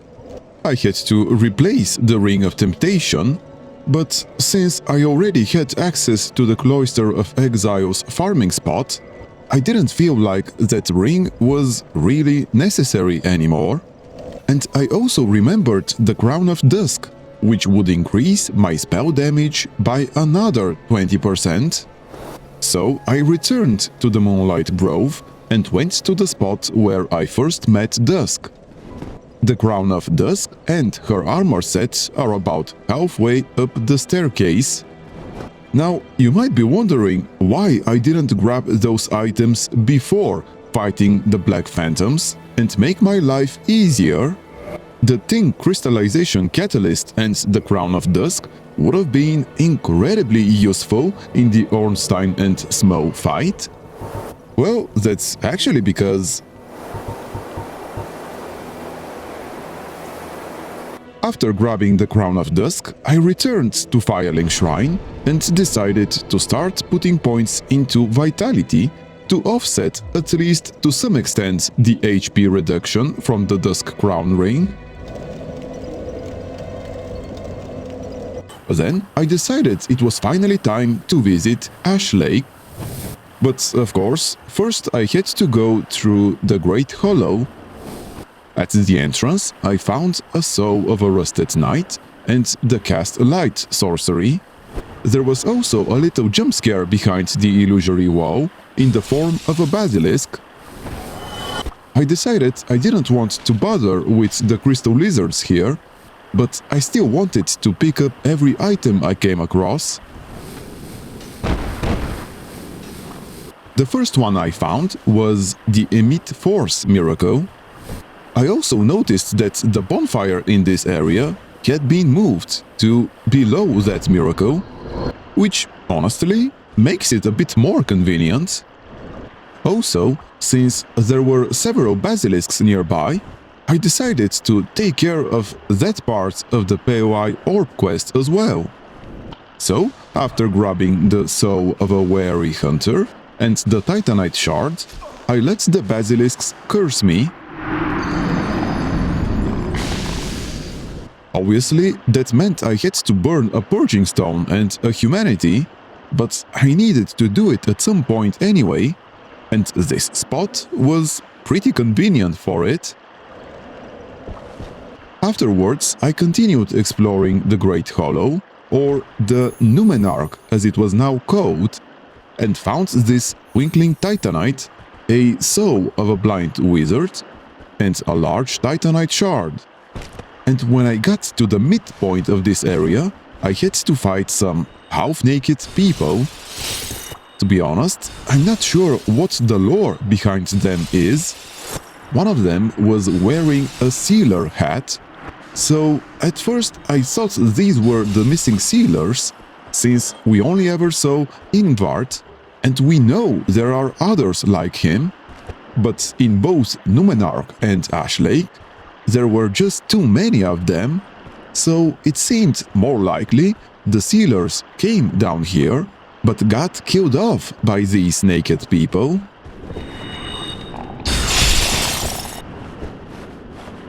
Either way, I kept pushing forward and picked up the Tin Banishment Catalyst, the rest of the Sealer armor set, a Soul of a Pyromancer, and a sack.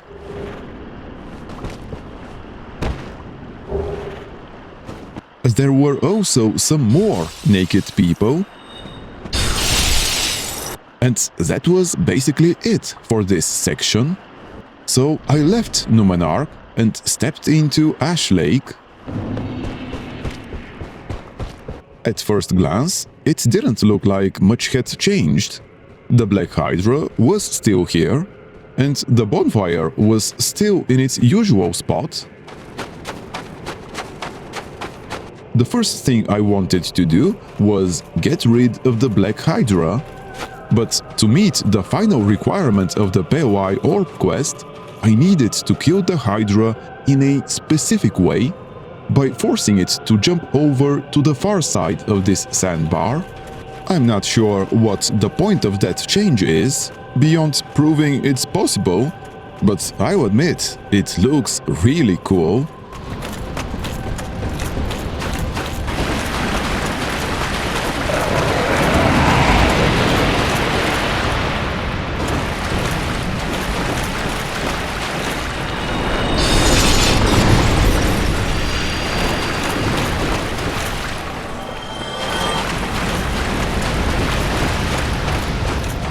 After that, the rest of the fight was pretty straightforward. I wanted to try the homing crystal soul mass to make things even easier, but unfortunately, the Hydra's heads wouldn't trigger the spell, so I switched to Soul Spear instead, which worked pretty well. Thanks to the Tin Crystallization Catalyst and the Crown of Dusk, my spell damage was ridiculously high, and I didn't even need to cut every head off to finish it.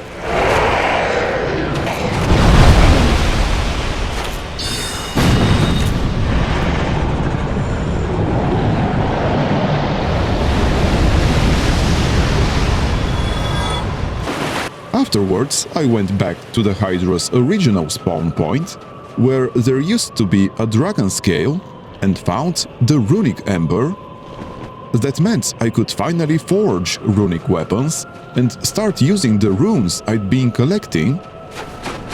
Moving on, I reached the first great tree, and inside it I ran into more naked people. This time there were 3 of them, and one was a sorcerer, so I had to play it a bit safer. But eventually I took them all down, and I also looted a dragon scale off a corpse here. Also, for some reason, Mushroom Man seemed to start spawning here after you kill the naked people and save quit. Anyway, I followed the sandbar forward and had to kill a few flying drakes, plus the usual giant clams. Eventually, I reached an item in the water. It turned out to be the Ring of the Rock, which is basically Havel's ring, and I also got the message that the wicked Sith had been punished. Then I found the rest of Havel's armor set. So basically, Sith escaped to Ash Lake, Havel tracked him down, they fought, and both of them died, which completed Havel's quest and progressed Velka's Pact. I reached the bonfire here, but it wasn't lit anymore, which made sense, since we already saw the last stone dragon in the Cloister of Exiles. So I used a homeward bone, returned to this bonfire, and then warped back to Firelink Shrine. It was time to finish the POI Orb quest. I already had the ring from the Cloister of Exiles, and now I also received the Ceres Bond from the statue behind Framt. It has the same effect as the Rusted Iron Ring, but also gives a huge boost to fire resistance. Next, I warped to the Parish bonfire, because there was another statue there tied to the POI Orb quest.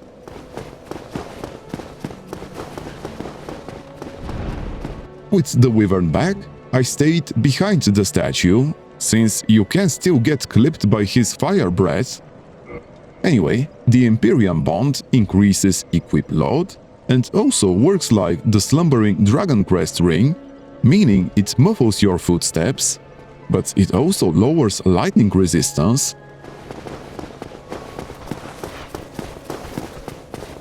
The last statue I needed was in the Undead Parish. When I examined it, I received the Lithic Bond. Equipping it increases HP by 10% and also boosts poise, fire and lightning resistance. With that, I had all 4 rings, and the POI Orb quest was done. My next stop was the Demon Ruins, or as it's now called, the Fiery Cascades. Right away, the biggest difference seemed to be how few Taurus demons were left. There were only 2, and there were still 2 items that would require you to run through the lava. I started with the one that was not in lava and got jump-scared by a rockworm. Fortunately, 1 cast of White Dragon Breath was enough to kill it. After that, I could have just waited until I had the orange charred ring, like in the base game, but I used one of my sunlight elixirs instead to grab the covetous Silver Serpent ring. Unfortunately, one sunlight elixir didn't last long enough for the other item, so I had to pop a second one. But first, I needed to kill the pair of Taurus demons here. They were easy enough, but White Dragon Breath was acting weird against them. So you're probably better off using a different spell, or just skipping this entirely, since it's only a Titanite chunk.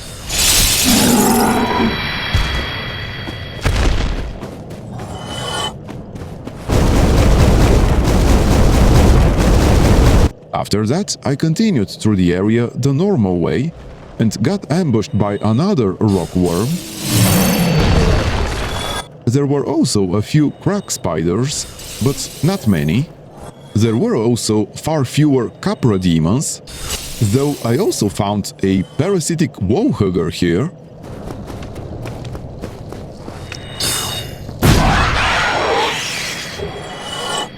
Over here, I found a soul of a pyromancer and some black fire bombs. And I also saw an NPC pacing up and down the staircase. No clue what his deal was. I found some charcoal pine resin near where the bonfire used to be, and then I fought the NPC. It was a pretty easy fight, and I did get a Black Knight helm off him. When I reached the bottom of the stairs, I had to deal with another rock worm and a crack spider. After that, I headed toward where the large flame ember used to be, and there was an item there, but I also got swarmed by rock worms. Luckily, they're not hard to put down. I also got invaded by Knight Kirk again. Fortunately, he wasn't much trouble either.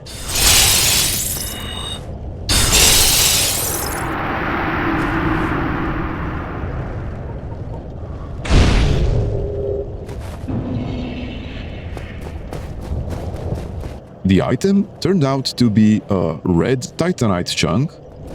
There was another rock worm where the Capra demon used to be, and behind it I discovered a bonfire. After resting there, I kept exploring. Of course, there wasn't a fog gate anymore, since I'd already killed the demon fire sage. I did see someone opening the shortcut to Lost Isolith though, and I was in such a rush to catch him that I almost got myself killed. While chasing him, I killed a parasitic wallhugger and a crystal lizard near the Lost Isolith entrance, but it looked like I'd lost the person who opened the shortcut. So I doubled back and activated the elevator to the nursery. Before doing that though, I noticed an item over here. It was the Avalyn. In the Demon Fire Sage's old arena, there were only some stone demons, and on the staircase near the elevator, I had to fight another Capra demon.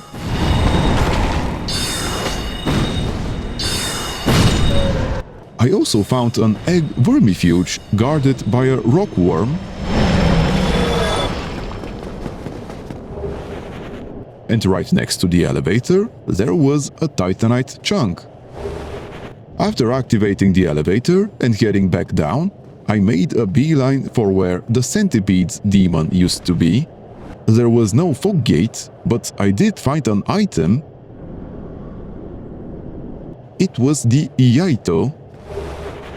Since the Centipede's demon was nowhere in sight, and it would have taken too many sunlight elixirs to cross the lava, I went back to the Lost Isolith shortcut. Lost Isolith was now called the Sanctum of Chaos, and I also ran into a new enemy type. Honestly, I couldn't find any info on them, but they're pretty easy to kill, and also a bit buggy. Their targeting seems inconsistent. Once I reached the end of the bridge, I found a bonfire and Solaire. I didn't want to talk to him yet, since I still hadn't found the chaos bug that drops the sunlight maggot, and I was still trying for the good ending. At some point though, I had to give up on that and keep exploring. Besides the new enemies, I also found a Titanite demon here. This is the same one that used to be on the bridge, and it respawns. Not only that, but it also drops a sunlight elixir, and as far as I know, it's guaranteed. So you can farm as many sunlight elixirs as you want.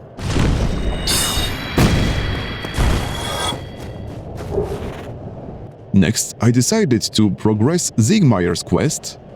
I noticed there were fewer Chaos Eaters, but I didn't think much of it. After talking to him, we both jumped down and triggered the Xanthos King Jeremiah fight. He was the same guy I'd seen opening the Lost Isolate shortcut. Unfortunately, Xanthos King Jeremiah is an absurdly strong pyromancer, and he killed Siegmeyer almost instantly. There wasn't much I could do. I guess I could have just not talked to Siegmeyer and ended his quest that way. Alternatively, I think Jeremiah can show up at the Bed of Chaos fight, and I could have killed him there first, and then continued Siegmeyer's quest. But I didn't. Either way, you really need to be careful with Jeremiah. If you die here, he'll steal the Chtonic Spark, and you have to chase him down to get it back. From what I've read, he'll sprint toward Quelana's sister, the Firekeeper, and if you don't kill him before he reaches her, he'll kill her. The fight itself was mostly just annoying, because Jeremiah loves dodging my spells, but otherwise it's not too hard. He is also one of the Velka's Pact's targets, so he absolutely had to die.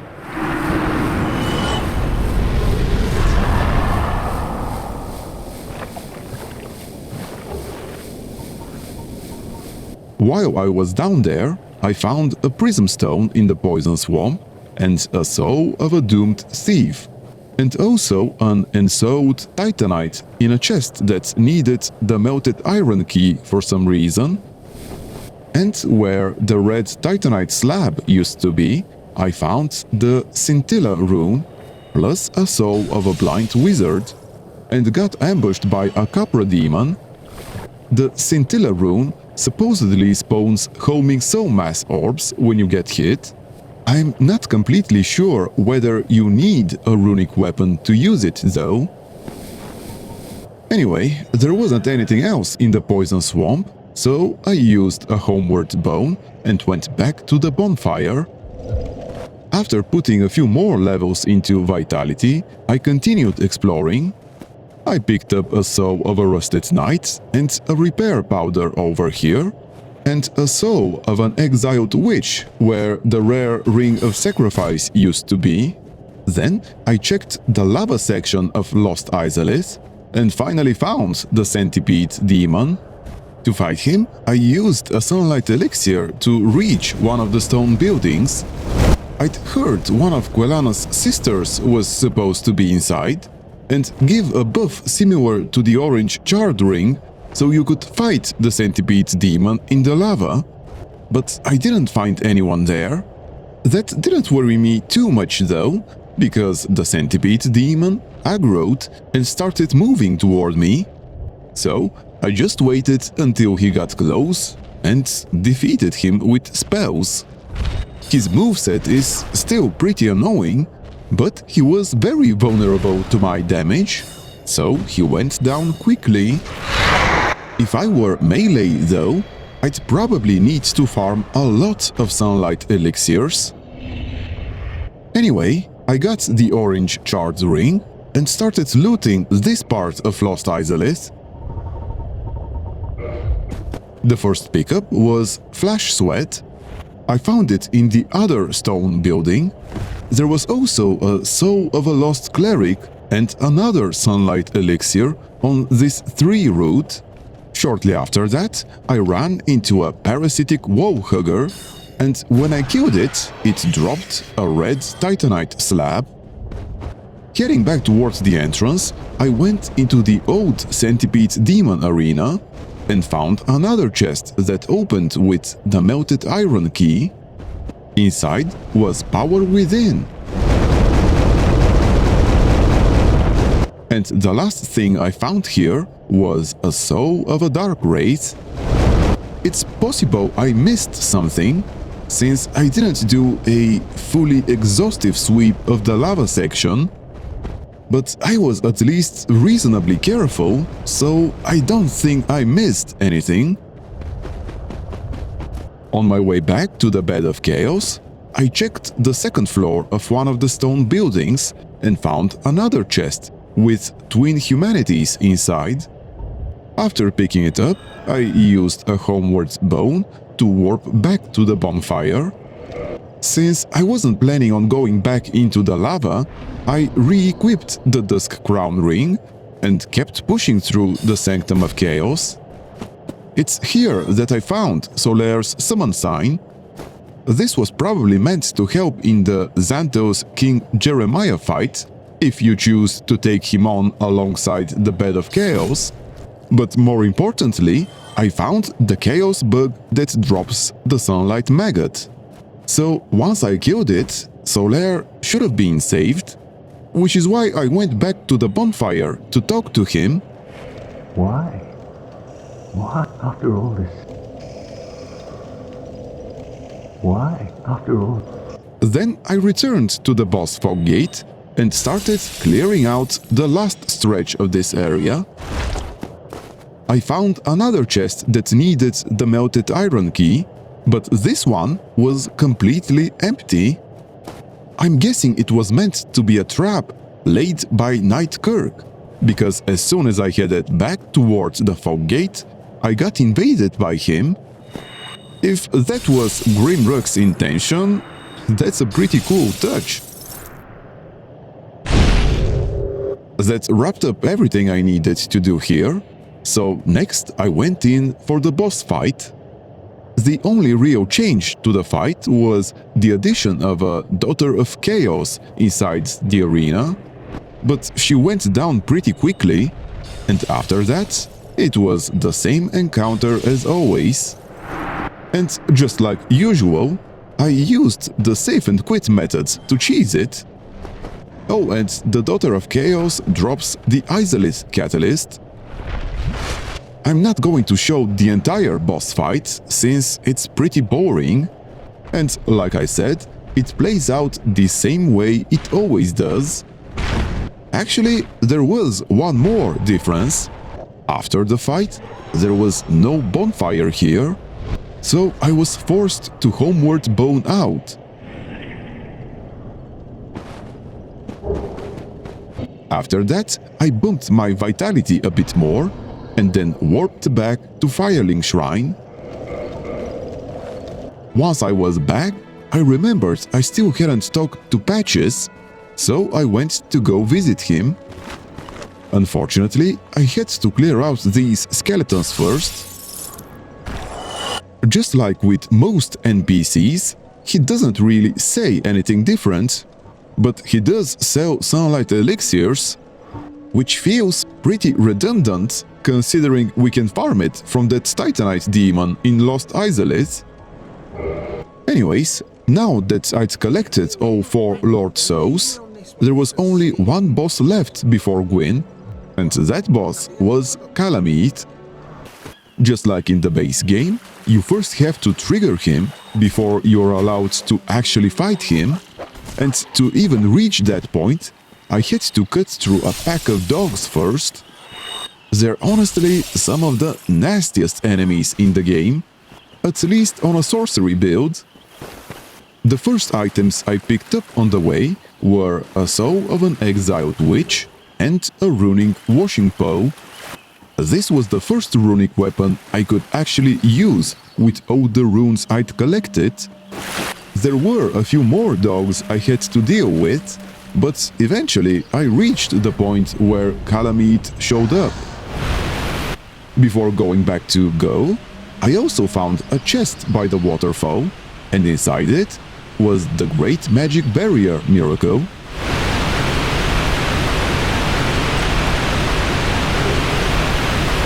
Then I returned to Go and asked him to ground the Black Dragon.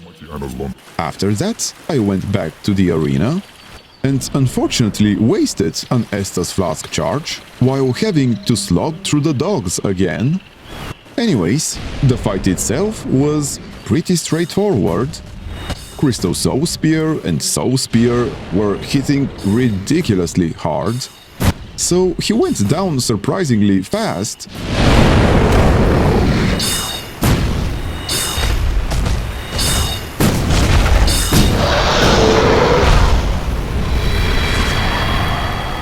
When he died, I received the Black Dragon's Ring, which works a bit differently from the Calamity Ring. It removes all of your defenses, but in exchange, it boosts your physical damage by 50%. So even outside of a challenge run, it can be genuinely useful. On top of that, I picked up a couple of Dragon Scales, a Soul of a Dark Wraith, and a couple of red Titanite chunks. After that, I went back to Go, and he still handed me over his great bow, which was honestly pretty generous of him. Then I returned to Firelink Shrine, leveled Vitality a bit more, and headed to the Firelink Altar. In this mod, offering souls to the Lord Vessel works a little differently. You have to offer them one by one. I don't really mind that, honestly. If anything, it makes the moment feel more deliberate. After that, the gate opened, and I could finally go meet Lord Gwyn. The kiln of the First Flame looked the same as in the base game, but there were no Black Knights here. Maybe that's because I'd already killed them out in the world, but I'm not completely sure. I'd be curious to hear in the comments if it looked the same for you. Eventually, I stumbled on an item that turned out to be a Soul of a Chosen Undead. From a lore perspective, I thought that was really interesting, since it implies we weren't the first chosen undead. Others made it here before us and ultimately failed. But it's also useful mechanically. It gives 20,000 souls when consumed, and it massively boosts your defenses for 15 seconds. Anyways, I was a little disappointed that I didn't see Solaire's summon sign. Although, to be fair, he probably would have made the finale way too easy. I did notice Black Knights standing at attention along the staircase to Gwyn, and I wondered if that was connected to me completing the Ashen Ring quest.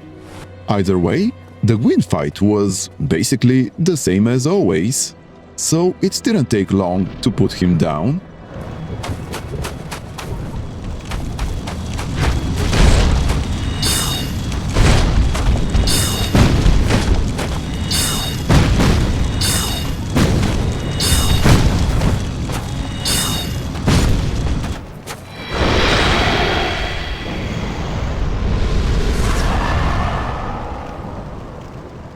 When I did, I not only got his soul, but I also got a prompt saying the Ashen Ring was cleansed by heat and replaced with Guinevere's Ring.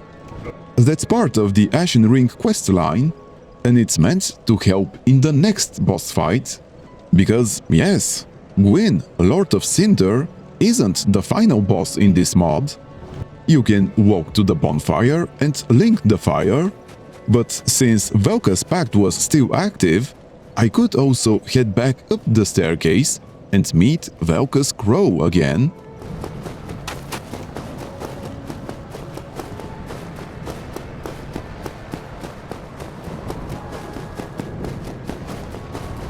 Talking to Velka's Crow gives you the option to go back in time and fight Gwyn before he ever became the Lord of Cinder.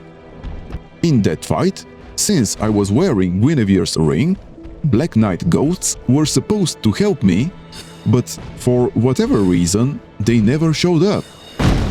I'm not sure if that's a bug or if I just killed him too quickly. In this version of the fight, Gwyn was dealing lightning damage, but otherwise he wasn't much harder to bring down. Unfortunately, since I'd already burned most of my heavy hitters, I had to rely mostly on homing soul mass.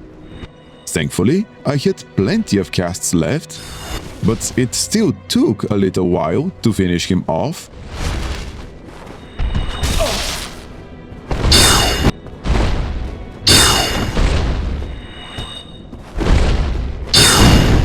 When I defeated him, I received the soul of Gwyn, Lord of Sunlight, and right after that, I got the message that the wicked Gwyn had been punished, and my pact with Velka fulfilled. Afterwards, I was sent back to the present, and at the bonfire, I got the choice between abandoning the fire and linking the fire. I'm not sure if it would have been the same even without Velka's pact. Either way, once the ending played, a new cycle began, and I woke up back in the Northern Undead Asylum.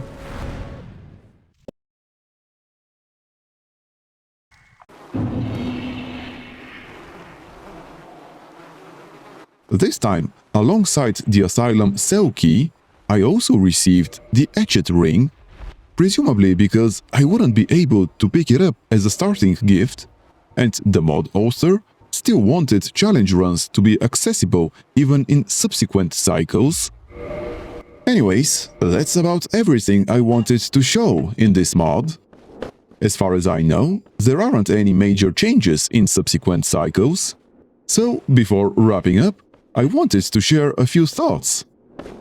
Overall, it's a really solid mod. It definitely has issues, but that's inevitable, considering how much it changes compared to the base game. And honestly, I like most of those changes. The lore and the area progression make a lot of sense. And while items haven't been overhauled across the board, the ring changes in particular are handled really well. I also really like how the itemized souls work now. Instead of just being a way to bank souls safely, they are now consumables you can use strategically for real value. And we can't forget the quests. While the base game quest lines haven't been changed in any meaningful way, which I actually think is a good thing, the new quests are a great addition, and for the most part, they are implemented really well. I didn't run into a single bug while completing them, and given how complex some of them are, that's impressive. The one system I genuinely disliked was the rune system. Not because the idea is bad, but because it feels poorly implemented. The fact that you can only use runes with a weapon enchanted a certain way makes them basically pointless most of the time. If they worked with any weapon, they'd instantly become more appealing. And I don't think that would break the game either. Their effects are pretty limited as it is. So yeah, that's pretty much everything I wanted to say about the mod. I definitely recommend playing it yourself, even if it feels rough at first. That's mostly just because it's so different from the Dark Souls you're used to. It can feel like playing Dark Souls for the first time again. And isn't that sense of mystery, mechanically and lore-wise, what Dark Souls is all about? Thank you for watching. If this video helped you out, I'd really appreciate it if you hit the like button, subscribed to my channel if you haven't already, and dropped a comment down below.